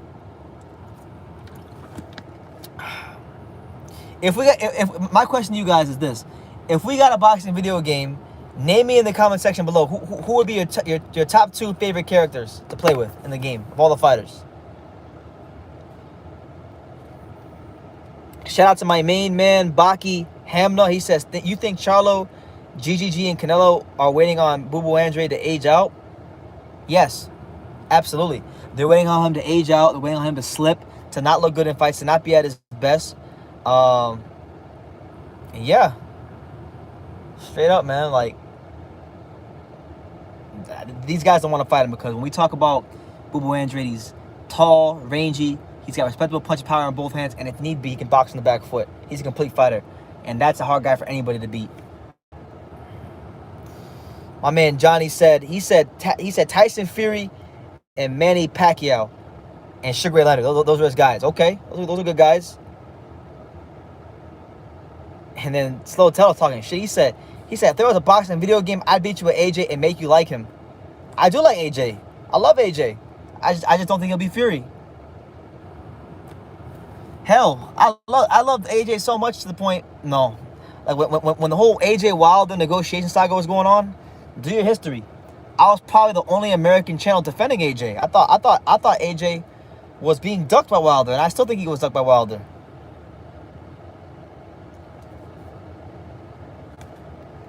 Sula A says Devin Haney and Ares Lenny Lara 1 and 2. Okay, so you like them slick fighters. Canelo and Duran, those guys probably like Canelo and Duran in the video game probably fun to play with. For me personally, it would be Charlo Tito and Terrence Crawford, my 2 favorite fighters. Johnny Berber wants to break down. He says, okay, quick breakdown on Fury versus AJ. BT, come on, let's hear it. It's music to my ears. Okay. I mean, we're going to break this fight down a million times before it actually happens, so we might as well just get comfortable breaking it down right now. So, in that fight, you're going to have Tyson Fury. Let me sit up. Let me sit my ass up. We have to have some good posture, some dominant posture, In that particular fight, Tyson Fury, like most of his fights, is going to have a size advantage. He'll be 6'9". Anthony Joshua pushing about, 6'6", 6'7", so he'll be the shorter man. Now, I believe in that fight, Tyson Fury will experience some of the same problems Vladimir Klitschko had, which is the fact that he's not used to having to punch up because he's normally the bigger man in the ring. The same thing happened with Vladimir. He was beating all these guys that were smaller than him, and once he fought Tyson Fury, he found it very weird jabbing upwards because he's used to jabbing straight and jabbing downwards, and there's a big difference between the two, between the pair of them. I think Anthony Joshua is going to have some problems early on in that fight because of the fact that he's not accustomed to jabbing his way up. And I think in the early rounds, you're going to see Anthony Joshua open up, not because he wants to, but because it's out of necessity. He's going to throw right hands early on in the first 3 rounds because he may not feel comfortable jabbing upwards. And it might take him 4, 5, 6, 7 rounds, if the fight goes that long, to feel comfortable jabbing Tyson Fury, because that's never happened before. It's never happened before to where he's done that.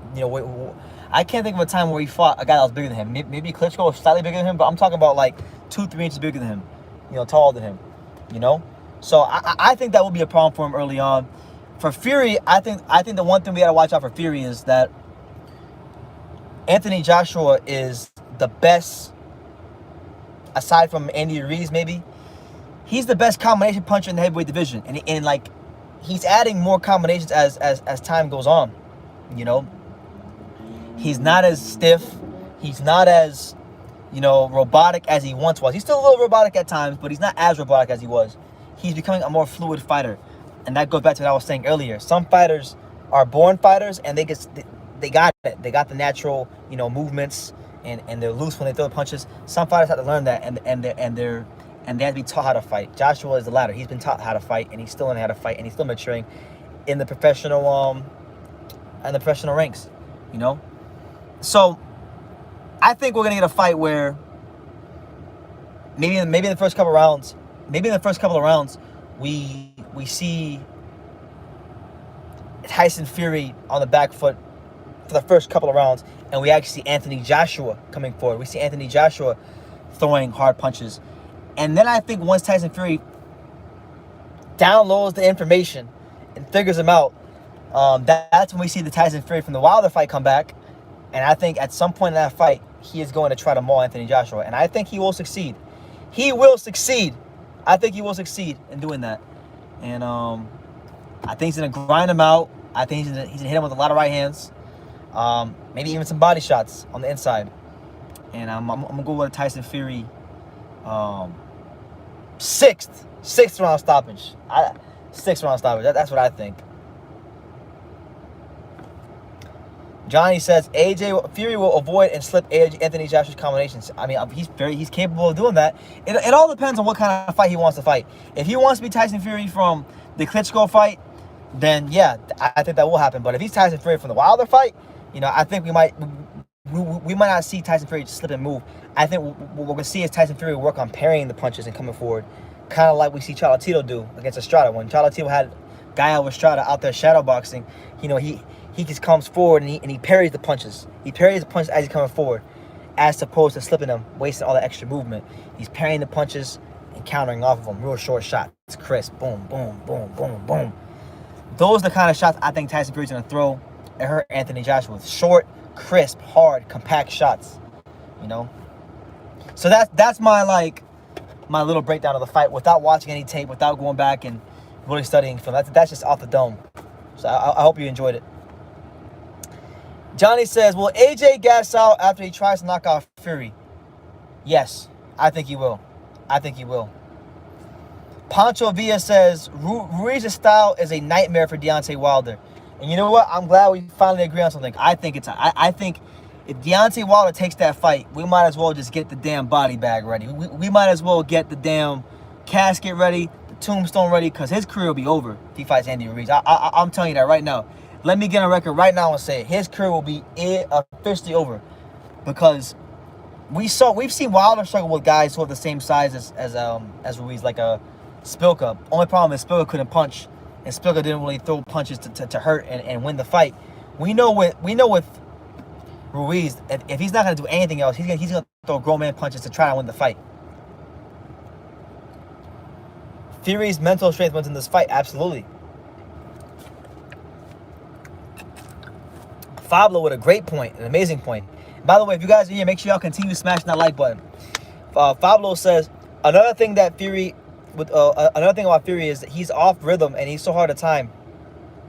Klitschko was baffled by it. At one time, Fury stood in front of him with his hands down by the corner, and he did nothing. He did absolutely nothing. He stood there. He was shocked. He was befuddled. He was a deer in the headlights. He was a deer in the headlights, and he knows what to do. So I think in this fight, you make a great point. The feints, which by Tyson Fury, his feints, his herky-jerky movements, his feints, it gets fighters off balance. And if you can feint a fighter, you can freeze them, and you have them at your disposal.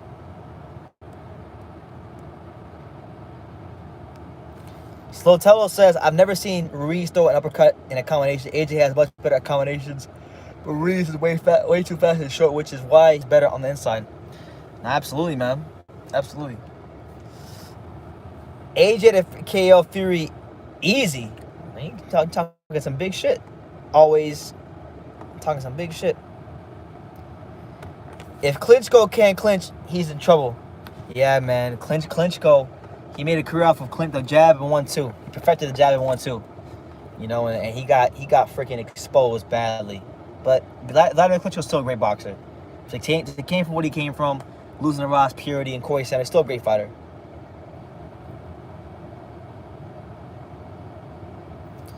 No, he will never be the same.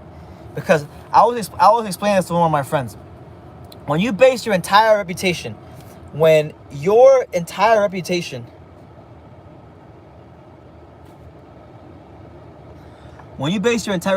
on being a puncher, being feared, and a guy who is perceived to have pillow fists goes and walks you down, that does something to you mentally, It does. Dog Sojo 100 says, bro, TB is going in to advise and give wisdom and experience. Rob McCracken is AJ's trainer, always has since he's turned pro. So So you are misinformed, mate. No, I'm not misinformed. I'm very aware that Rob McCracken is his trainer. I haven't mentioned him in this whole video, but I'm aware of it. Like, and I know that he's his advisor. But still, I know of Floyd Mayweather. Just knowing Floyd, knowing how he is and how he thinks. If Floyd gets into anything, he doesn't get into anything without having a certain amount of say so. So that's I'm talking about him as if he has a certain amount of say so with what's going on in Anthony Joshua's style and his skill set, because I think Anthony Joshua will be listening to him. So I'm not misinformed, but nice try, man. Nice try. Nice try. I know. Listen, I know Rob. Listen, I know Rob's been Anthony Joshua's trainer so much so because of the fact that I know Rob's trainer, Rob's brother, who's also a trainer, Max McCracken, who's a friend of the channel. Max McCracken trained. He trains Caliafy, and Max McCracken he helps train Joshua Buatsi, and Max McCracken is also he's a cornerman and one of the assistants for Anthony Joshua. So believe me when I tell you, I know who Anthony Joshua's trainer is, and I'm not confused. It's hard to land an uppercut on a taller fighter. Yeah, I mean it can be depending on who it is. Heavyweights don't always mature late. Case in point, Mike Tyson. Well, he's an outlier. He's an outlier. He matured early in his life, because he was a genetic freak, Like Mike Tyson at 16, 15, 14 years old was more of a freaking man, physically speaking, than like most of us are in our mid-20s. This guy was a genetic freak. Milo Grogan, one of South Florida's very own. He says, "Salute BT. You left Broward County for Dallas Fort Worth." I mean, I'm not here permanently. I'm just here.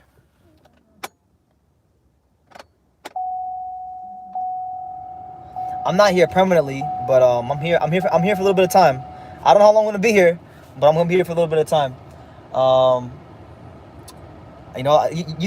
South Florida's my home. I love South Florida, but there comes a time where like you just gotta get away from the distractions. Sometimes you go home and there's distractions, and sometimes when you leave your home, there's more people in other areas that can help you, and it's kind of where I'm at in Dallas. And that's why I think things are going better for the channel now that I'm in Dallas, and I'm grateful and blessed to be in Dallas. I'm very familiar with Dallas. It's kind of like me being in Dallas right now. It's kind of like things coming full circle, because for those of you who don't know my history, Dallas is really where it all started. If you want to talk about covering sports. Because it was Dallas where I covered the NBA. I covered the Dallas Mavericks, covered the D-League. It's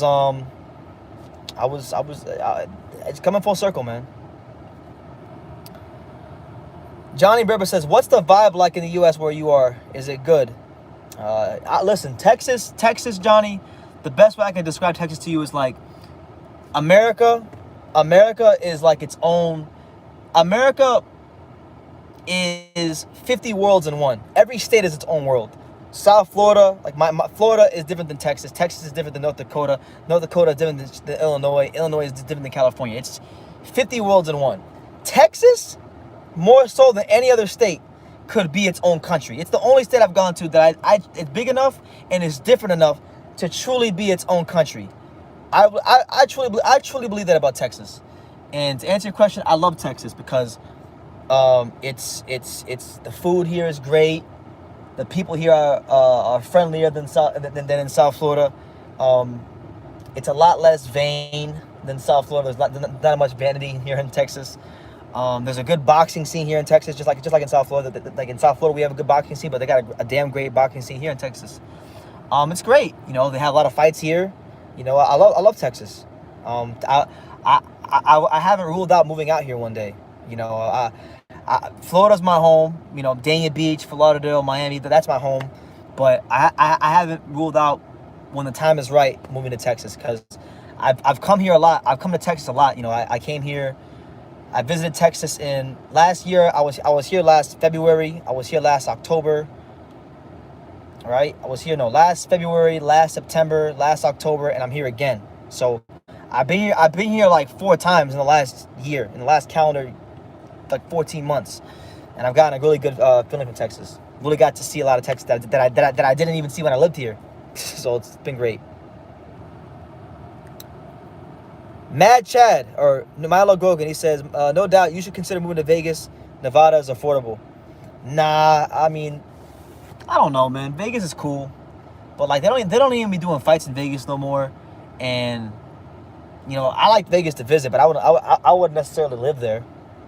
I like Texas. I could live in Texas. I have lived in Texas before, but I can live in Texas and be happy.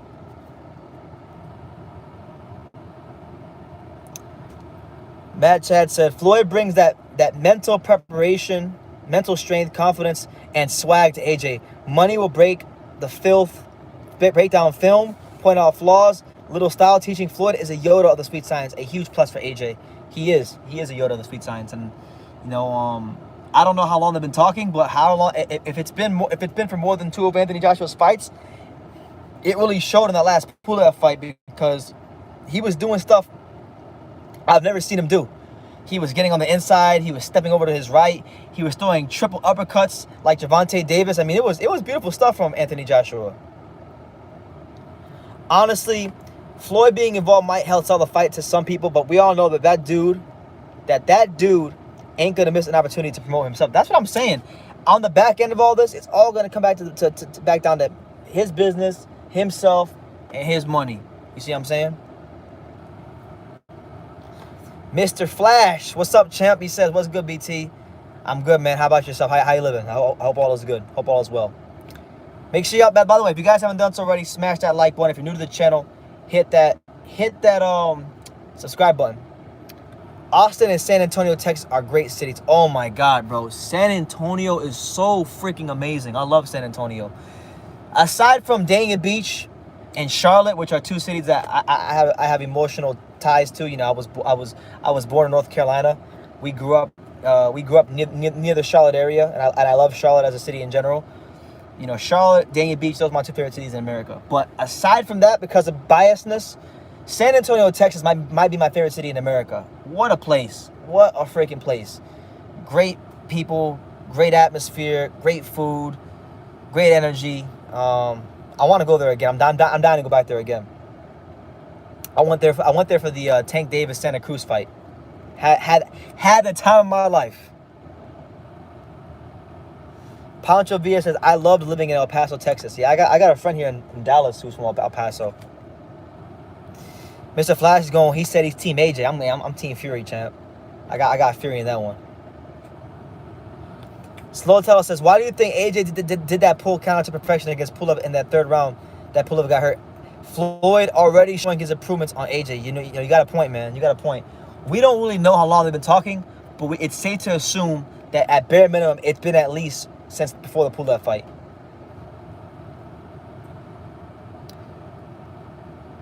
Still probably a good fit for him, given Joshua's all about the counter punching anyway. Yeah, absolutely. You know, we'll see how it goes. I'm looking forward to seeing how Joshua performs. You know, Tyson Fury and the ring rust, that's going to be a talking point for a lot of people. I don't think it's going to be a problem for Fury. I really don't. He's not the kind of fighter that ring rust really affects. You know, he's one of those guys when it's time to fight, it's time to fight, and he knows how to get ready. Johnny wants to know, how is Boston? Now, I'm very familiar with the Boston area because I got a lot of family that lives in that area. It's not my favorite city, I'll be honest with you. I'm not the biggest fan of Boston. I think it's a good city. I think it's cool to go to for like to visit, but it's too damn cold.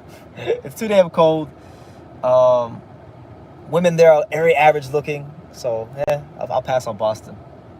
And I'm not a big fan of the sports teams either. But all in all, it's a good city. People there are nice for the most part, but I'm not like it's not my favorite city in America.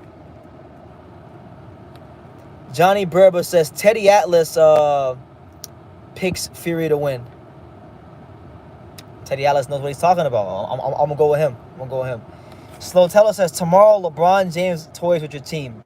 Absolutely not. Listen, the Charlotte Hornets are the greatest show in basketball. If you didn't know, for those of you who don't watch basketball, I'm gonna touch some basketball for a minute. The Charlotte Hornets are the greatest show in basketball. There is no team more exciting than the Hornets. We got LaMelo Ball orchestrating the greatest show in basketball. You know, we have amazing athletes all over the roster. Miles Bridges, Terry Rozier, Malik Monk, PJ Washington. We're going to the playoffs easily. I think we'll make some noise in the playoffs. This kid LaMelo Ball special. Terry Rozier is an all-star. And I'm telling you, man, don't sleep with my Hornets. Tomorrow, LeBron is going to get very, very surprised by what he's about to see. He's going to experience the greatest show in basketball. And then I'll come back here tomorrow and we'll talk about it. Okay. Well, if Teddy Allen's picked Wilder, then I'm worried. I'm worried then.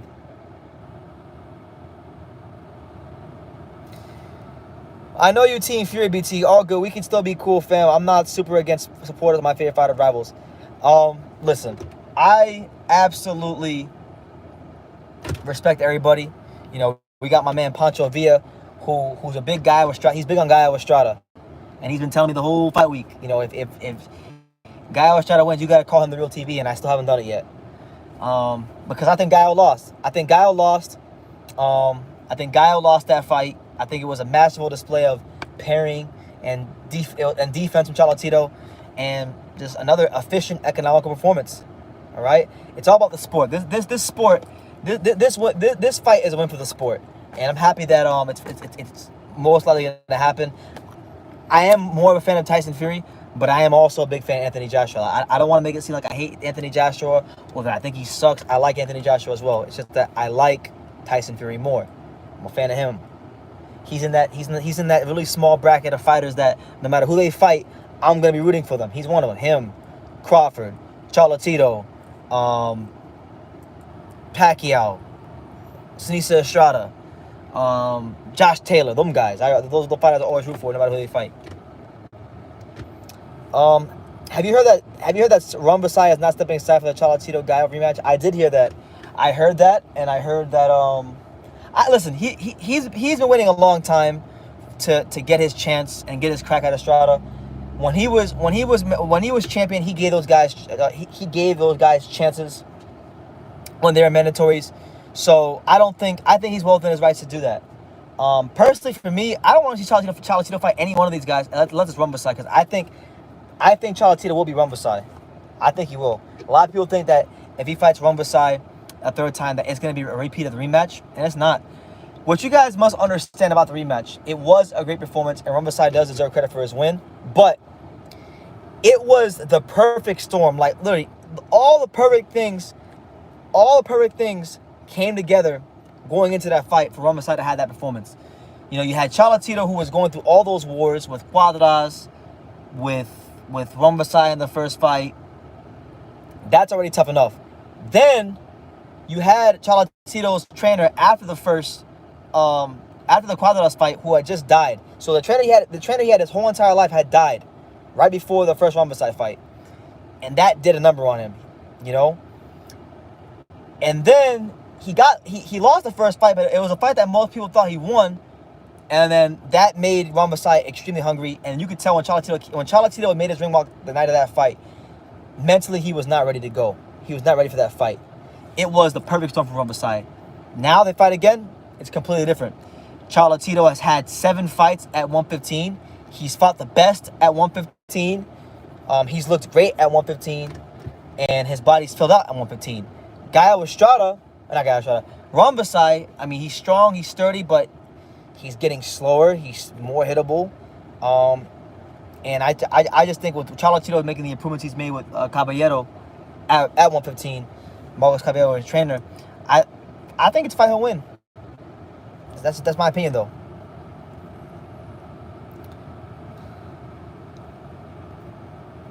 Slow Teller says, if the Lakers beat the Hornets, you got to do something. What do you guys want me to do? Hey, Slow Teller, you know what's her name's favorite team is the Lakers? Sinisa, her favorite team is the Lakers. So make it that what you will. AJ's going to sleep. Fury, Ruiz Jr. off Snickers, enter his head hard balls at 100, and Reynoso, the TB12 LeBron diet, he beats them both. Whatever that means. Tom Brady? We'll see, man. You know what? I'll do something. I don't know. I'll wear like a stupid hat or something. If the Hornets lose to the Lakers, I'll come here and I'll wear like some sort of stupid hat for the whole live. For the whole, hour and 20 or the whole 2 hours that I'm live, I'll do something funny. The Celtics, yo, I mean, shout out. I'm not gonna say I like the Celtics, but I like Kemba Walker. He's a Hornet. You know, he's one of my favorite players ever. So, you know, shout out to Boston until they play us. Baki Hamna says the Lakers are about to win a championship again. I think they will. I'm picking them to win the championship. I just don't think they're gonna beat the Hornets on tomorrow when they play. Yeah, man, she is different. I agree with you, Sotel. She's definitely different. You know, I got that FaceTime today, and I was grinning from cheek to cheek. Yeah, man. Oh, I'm so glad. I am so glad my main man, Mad Chad, brought it up. Happy St. Patrick's Day to all my Irish brethren out there. Happy St. Patrick's Day to my man Mark from Unrivaled Boxing Talking News. Happy St. Patrick's Day to Michael Conlon. Happy St. Patrick's Day to freaking Spike O'Sullivan. Happy St. Patrick's Day to Katie Taylor. Happy St. Patrick's Day to Conor McGregor. Everybody. Happy St. Patrick's Day to my main man Keenan KTV. You know, he thinks he's Irish, but you know, happy.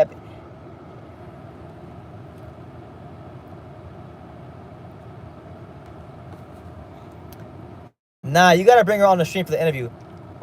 I'll give it a try, but if we have any technical difficulties like last time, I'll have to do it on Zoom. You know, because when I interview her, I want to make sure it's done right. The last 3 interviews I've done, my last 3 interviews that I've done have been Rick Laser, Charlatito Gonzalez, and Gaia Estrada. In every interview I've done, I've had issues with them on StreamYard and Zoom. So I don't know why I haven't been able to get them on properly on video, but I gotta figure that out.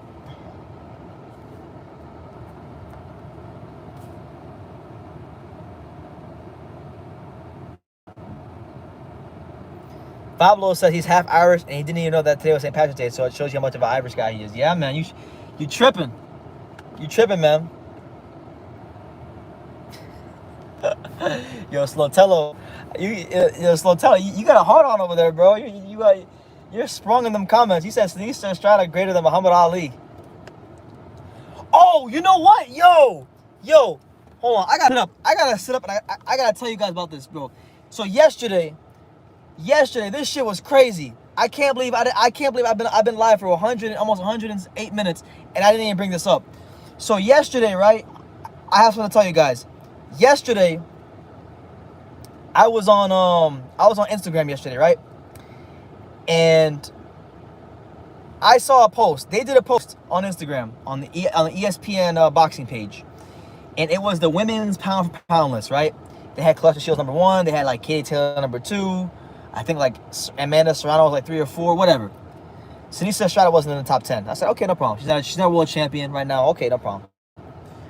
I commented on the ESPN post. All I commented was, when Sinisa Estrada when it's all said and done, Sinisa Estrada will be better than all of them. That's all I commented, right? That's all I commented.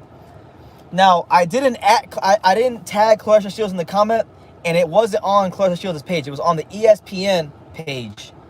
So, like, 15 minutes after that comment, I post that comment. I get a comment from Clarissa Shields herself.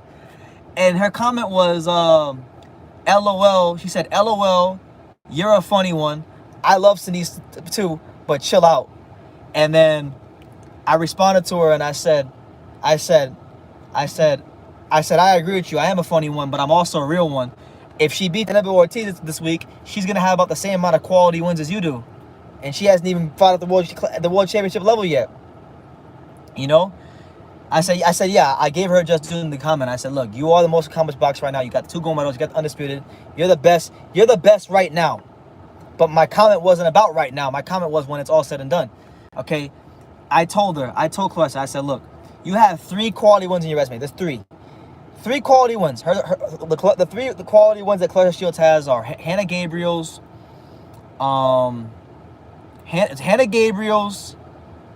what's the other one? Christina Hammer, and Francois Cruz Dezern.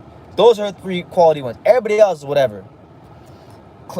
Sinisa Estrada's 3 quality wins, if she wins this weekend, would be Nancy Franco, who was world champion, Marlena Esparza, who was undefeated and that was a rivalry fight, and she was an Olympian, and Annabelle Ortiz this weekend, who Annabelle Ortiz has been champion for like 7 or 8 years and made like 10 title defenses. Now, I'm not saying that her resume is better. I'm just saying the amount of quality wins they have are about to be the same. So, and I told her, Savannah Marshall is still out there. I told her to humble herself. I told her to humble herself because, number one, Savannah Marshall is still out there and she hasn't beaten her yet. In the amateurs or on the pros. She hasn't beaten her yet. And I told her that Sinisa fights in a weight class with that's loaded. So she could realistically equal your resume in 12 to 18 months. So, we'll see, man. That was my little run in with Clarissa Shields yesterday. But she's still a friend of the channel. I still like Clarissa. I think she's a great boxer and all that good stuff. Regis says, Slowtail says, Regis' program is a simp. He said Clarissa Shields should be #1 pound for pound, girls and guys. Oh my God. Hey, that's his opinion. Damn, BT hit Clarissa with that ether. LOL, nobody's safe from critique. I respect it. Yeah, I'm gonna post the comment. I'm gonna post the comments in my community post so you guys can see it. But if you guys want to see it now, go on. If you have an Instagram account, go on ESPN Ringside, and then go look for their post about the pound for pound list, and then go look for my comment on my account. My account is Just a Kid from Dania, and you'll see that Clarissa Shields responded to it, and you'll see it's there.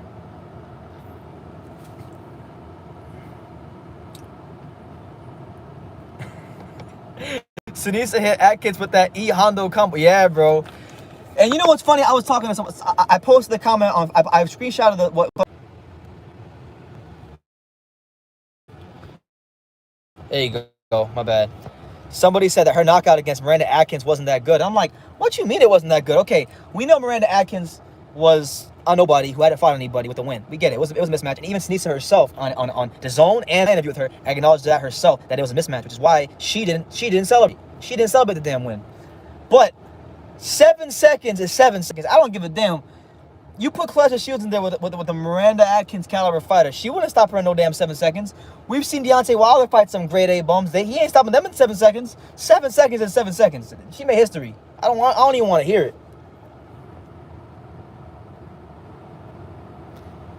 I keep forgetting about all the social media drama with Prograis and Tank. Yo, what do you guys think about Gervonta Davis versus Mario Barrios?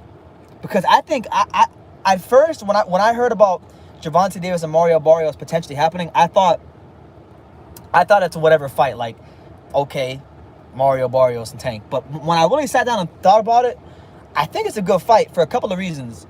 Number one, Mario Barrios is 5 inches taller than Gervonta Davis, okay? And he's at 140, and he's a top 5, top 10, 140-pound fighter. That's number one. Number two, Mario Barrios holds his WBA regular title, right? And he's strong, he's sturdy, he's young, and he's undefeated. He's a good fighter. Also, while saying that, Gervonta Davis he hasn't really even fully established himself as a lightweight. Even though people include him in the lightweight discussion, he hasn't really established himself as a lightweight because when he fought Gamboa there, he looked like trash. He hasn't really done anything at lightweight. So for him to go to 140 and fight a guy as credible as Mario Barrios, that's a big step up in class. Big step up in class. And I think that's a good fight. You know, if he wins that fight, I think, like, when I really sat down and thought about it, to me, the Mario Barrios fight is the ultimate chess move. It is the ultimate chess move for Tank Davis, because by winning that fight, right, he becomes WBA regular champion at 140. He gets to 140 before Teofimo Lopez. He then is in line to fight the winner of the Josh Taylor Ramirez undisputed fight, but the winner of that fight is most likely going to vacate and go to 147 to try to fight Crawford, which means that the belts become vacant, which means that if Lopez moves up and the belts become vacant, he would be in a position to where he would have to enforce his status as mandatory, because, you know, if you were undisputed in the previous weight class and you move up, you can enforce your status as a mandatory champion. Usyk is doing that with the heavyweights now. We've seen Crawford do that with Jeff Horn. So the way I look at that fight, I look at it as a chess move. Mayweather Promotions, Tank Davis, Leonard Ellaby, they're getting out in front. They're trying to get out in front of Teofimo Lopez and put pressure on him to fight. Because that's what's going to happen if he beats Mario Barrios and gets the WBA regular title. What do you think? I think it's a good fight. But it kind of irks me, and this from Pablo, it kind of irks me that they're going to say he's a 3-weight world champion if he wins. Well, that's boxing. It's all, title belts are bullshit, and it's all about marketing. Can you explain the Lennox Lewis, Riddick Bowe duck situation and who ducked? Oh, I'm glad you brought it up, because that was what we were talking about yesterday towards the latter part of our live. So, when Riddick Bowe defeated Evander Holyfield to become the undisputed heavyweight champion, he was the man in the heavyweight division. What Anthony Joshua is now, or was at one point, when Anthony Joshua was the man and he was undefeated and he had all the money and all the notoriety, that's what Bowe was. He was the guy in the division. He was in that position of strength to dictate terms, how he wanted them done, right? Coming off all-time great fight with Evander Holyfield in the first fight. So, he was in the position to make the offer to Lennox Lewis, okay? Rock Newman, his manager, they made 2 offers to Lennox Lewis. Now, you can say they are unfair. You can say that they price themselves out the fight, but let me ask you this. Let me ask you guys this. How the fuck do you price yourself out of a fight when you're the champion? You're the undisputed champion. If you're the undisputed champion, you can offer whatever the fuck you want to offer. And if that person thinks they can beat you, then they got to take the fight and beat you and get themselves in that position. Okay? So Riddick Bowe's team made 2 offers. Okay, the first offer was an 80-20 split for the undisputed title. Lennox Lewis's team and Frank Maloney refused to fight. Then he made a second offer. He said that it was a 90-10 split, which is okay. It's more unfair than the first offer. They turned it down again. Then after they turned down the second offer, they backtracked and came back and said, no, we'll take the 80-20. But the negotiations have become so long and so tedious and so ridiculous that freaking Riddick Bowe said, okay, no, I'm done. I'm done with you. And he moved on. And Slotello's saying, nah, we got to be fair. Errol is doing that to Bud, and we say Errol's sucking Bud. Yeah, but see, it's different because Errol Spence is not the undisputed champion. Errol Spence isn't a pay-per-view star, and Errol Spence is not a $20 million fighter. Errol Spence is he's not a $20 million fighter. He's not. So it's different. It's a similar scenario, but it's different because Errol only has 2 belts. Freaking Crawford is pound for pound number 1 in some people's estimation. When Bowe beat Holyfield, he was the man. There was no dispute. He was the guy. He was the most prominent. And in 1992, after he beat Holyfield, he was the most prominent figure in boxing. There was nobody bigger and better at that time than Riddick Bowe. Okay? We can't say the same for Errol Spence. Now, if Errol Spence was undisputed, and Errol Spence was a $20 million fighter, and Errol Spence was a solid draw on pay-per-view consistently, or at least on a one-off, like he was with Holyfield, and he had an all-time classic fight with someone, then it'd be different. Then we can say, you know what? We know Crawford's a good fighter, but look what Errol Spence has done. Errol's gotten the belts. Errol has had all-time classic fights. Errol has put himself in these positions to dictate terms, but that's not the case right now. So it's a different scenario. Riddick Bowe was a megastar in America. I can go down the street right now and ask somebody right now, hey, do you know who Riddick Bowe is? And they'll know who he is. If AJ beats Fury to become undisputed, be prepared for people to rank AJ above Riddick Bowe on the all-time list. That's ridiculous. That is, they will, but that's ridiculous. Because honestly, I mean, yeah, no way. No way in hell. No way in hell.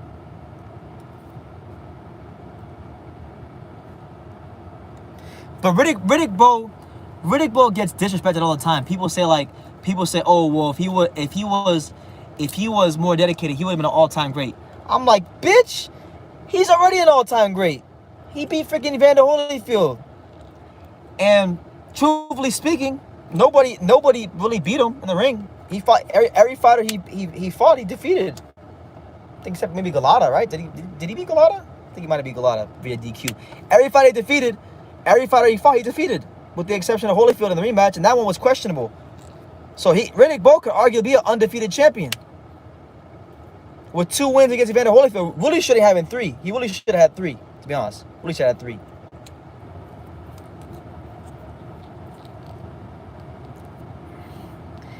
It's not Spence. PBC is infamous for blocking big fights. You know, I was listening to and shout out to him. He's a great channel. I was listening to Showbiz the Adult this morning, and Showbiz the Adult was saying that PBC is good for boxing. What do you guys think? I want everybody's objective and neutral opinions. Do you guys think PBC is great? The PBC has been great for boxing? I think it's been a little bit of both. I think PBC has had their moments and had their runs where they put on great fights. But when it comes to the biggest fights in boxing, the biggest absolute top drawer box office fights in boxing, they have been a hindrance. They were with Wilder and AJ. Now they are with Spence and Crawford. And they were with Kovalev and Ward. Kovalev and Stevenson, I should say.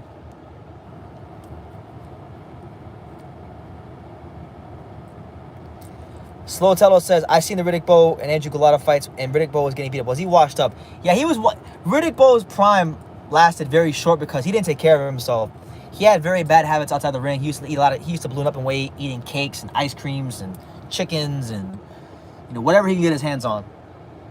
So Riddick Bowe had poor training habits, and we never really saw the guy from the first Holyfield fight in its totality again. We've seen he had some other great performances, like he beat Herbie Hyde and Jorge Luis Gonzalez in some dominating performances, like great performances, but it wasn't the guy from the Holyfield first fight, So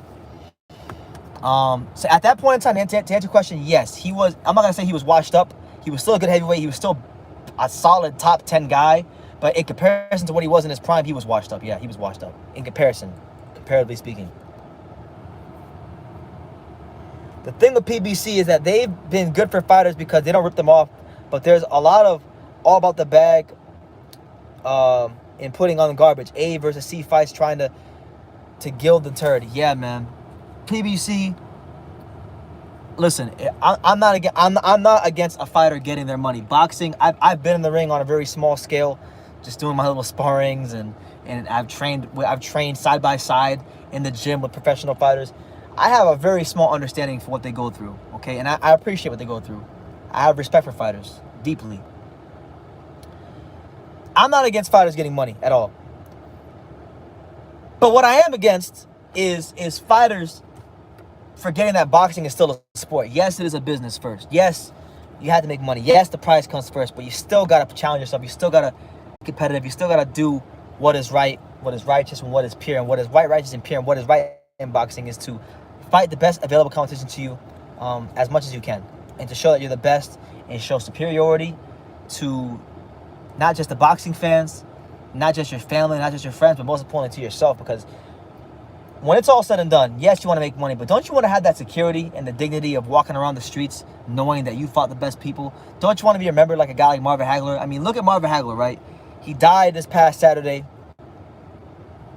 and universally respected and loved by all, Marvin Hagler. Even the guys he fought, like Sugar Ray Leonard, Don't you want that kind of legacy? I don't know. Do you think Crawford will sign with PBC or DAZN? No, I don't. But I mean, whenever's going to get that Spence fight done, I hope it happens. But listen, on that note, guys, look, I'm getting a little tired. I've been live for 2 hours. I don't want to leave this AC on this car too long. It's been a great time talking to you. It's always a momentous occasion when I talk to you guys. I'm going to read a couple more comments. I'm going to read some programming. I'm going to give you guys some programming reminders, and then we're going to head on out of here. Let's see. So get your last couple of comments in before I leave. There have been some great PBC cards, but 99% of the time it's in-house. The problem with their influence is that it's mentality that is making people strive for more and more of less and less. That's a hell of a point, man. PBC's got a very crabs in the bucket mentality, and I just wish it wasn't like that, and they'd be more quicker to make these fights out of house. PBC treats every fight like Pacquiao versus Mayweather. Yeah, every big time fight is freaking Pacquiao versus Mayweather. It's ridiculous. Bud should sign with Trilla. He should. Bud should go out. He should go keep it chill on Trilla. I would love that. That'd be great. That'd be great. But yeah, some program reminders for you guys, just in case you don't know or haven't heard yet. We've got the official Cholatito Estrada vlog. It's like 40 minutes long. It's my whole experience at the fight. It's coming out tomorrow. I think tomorrow night. So go look for it and set your reminders. You know, go check out my interviews that have already dropped with Maurice Hooker and Angelo Leo. Maurice Hooker talking about his fight with Virgil Ortiz. Angelo Leo breaking his silence on the first loss against Stephen Fulton. It's actually his first interview since the loss, so go check that out. A lot of great stuff in there. Be on the lookout for my Rick Laser interview, as well as other interviews I got coming out, as well as Tanisa Estrada. Hopefully, we do our interview soon. Live fight reaction will be on Saturday night. Pops will be live for that. Thursday night, Ring City, USA. I'll be doing a post-fight review video for that. And just, yeah, continue to support the channel. Continue to support The Real Boxing. Continue to support everywhere. Just all the channels, all the fighters. Even support Gallo Estrada, one of the best fighters in the world. I won't call him. Poncho wants me to call him, but support him. Support Cholatito. And yeah, just continue supporting the channel, and I have the utmost respect and appreciation for you guys. So thank you guys for the 15 to 20 of you that were here this live. I appreciate you guys sitting here with me and just chopping it up. I'll try to come back live tomorrow afternoon, and we'll talk then. But have a great day, guys. Take care of yourselves. Be blessed. And like I say in every single one of these videos, you can love me or you can hate me, but I'm just kidding, Daniel. So until next time, take care, guys. Peace.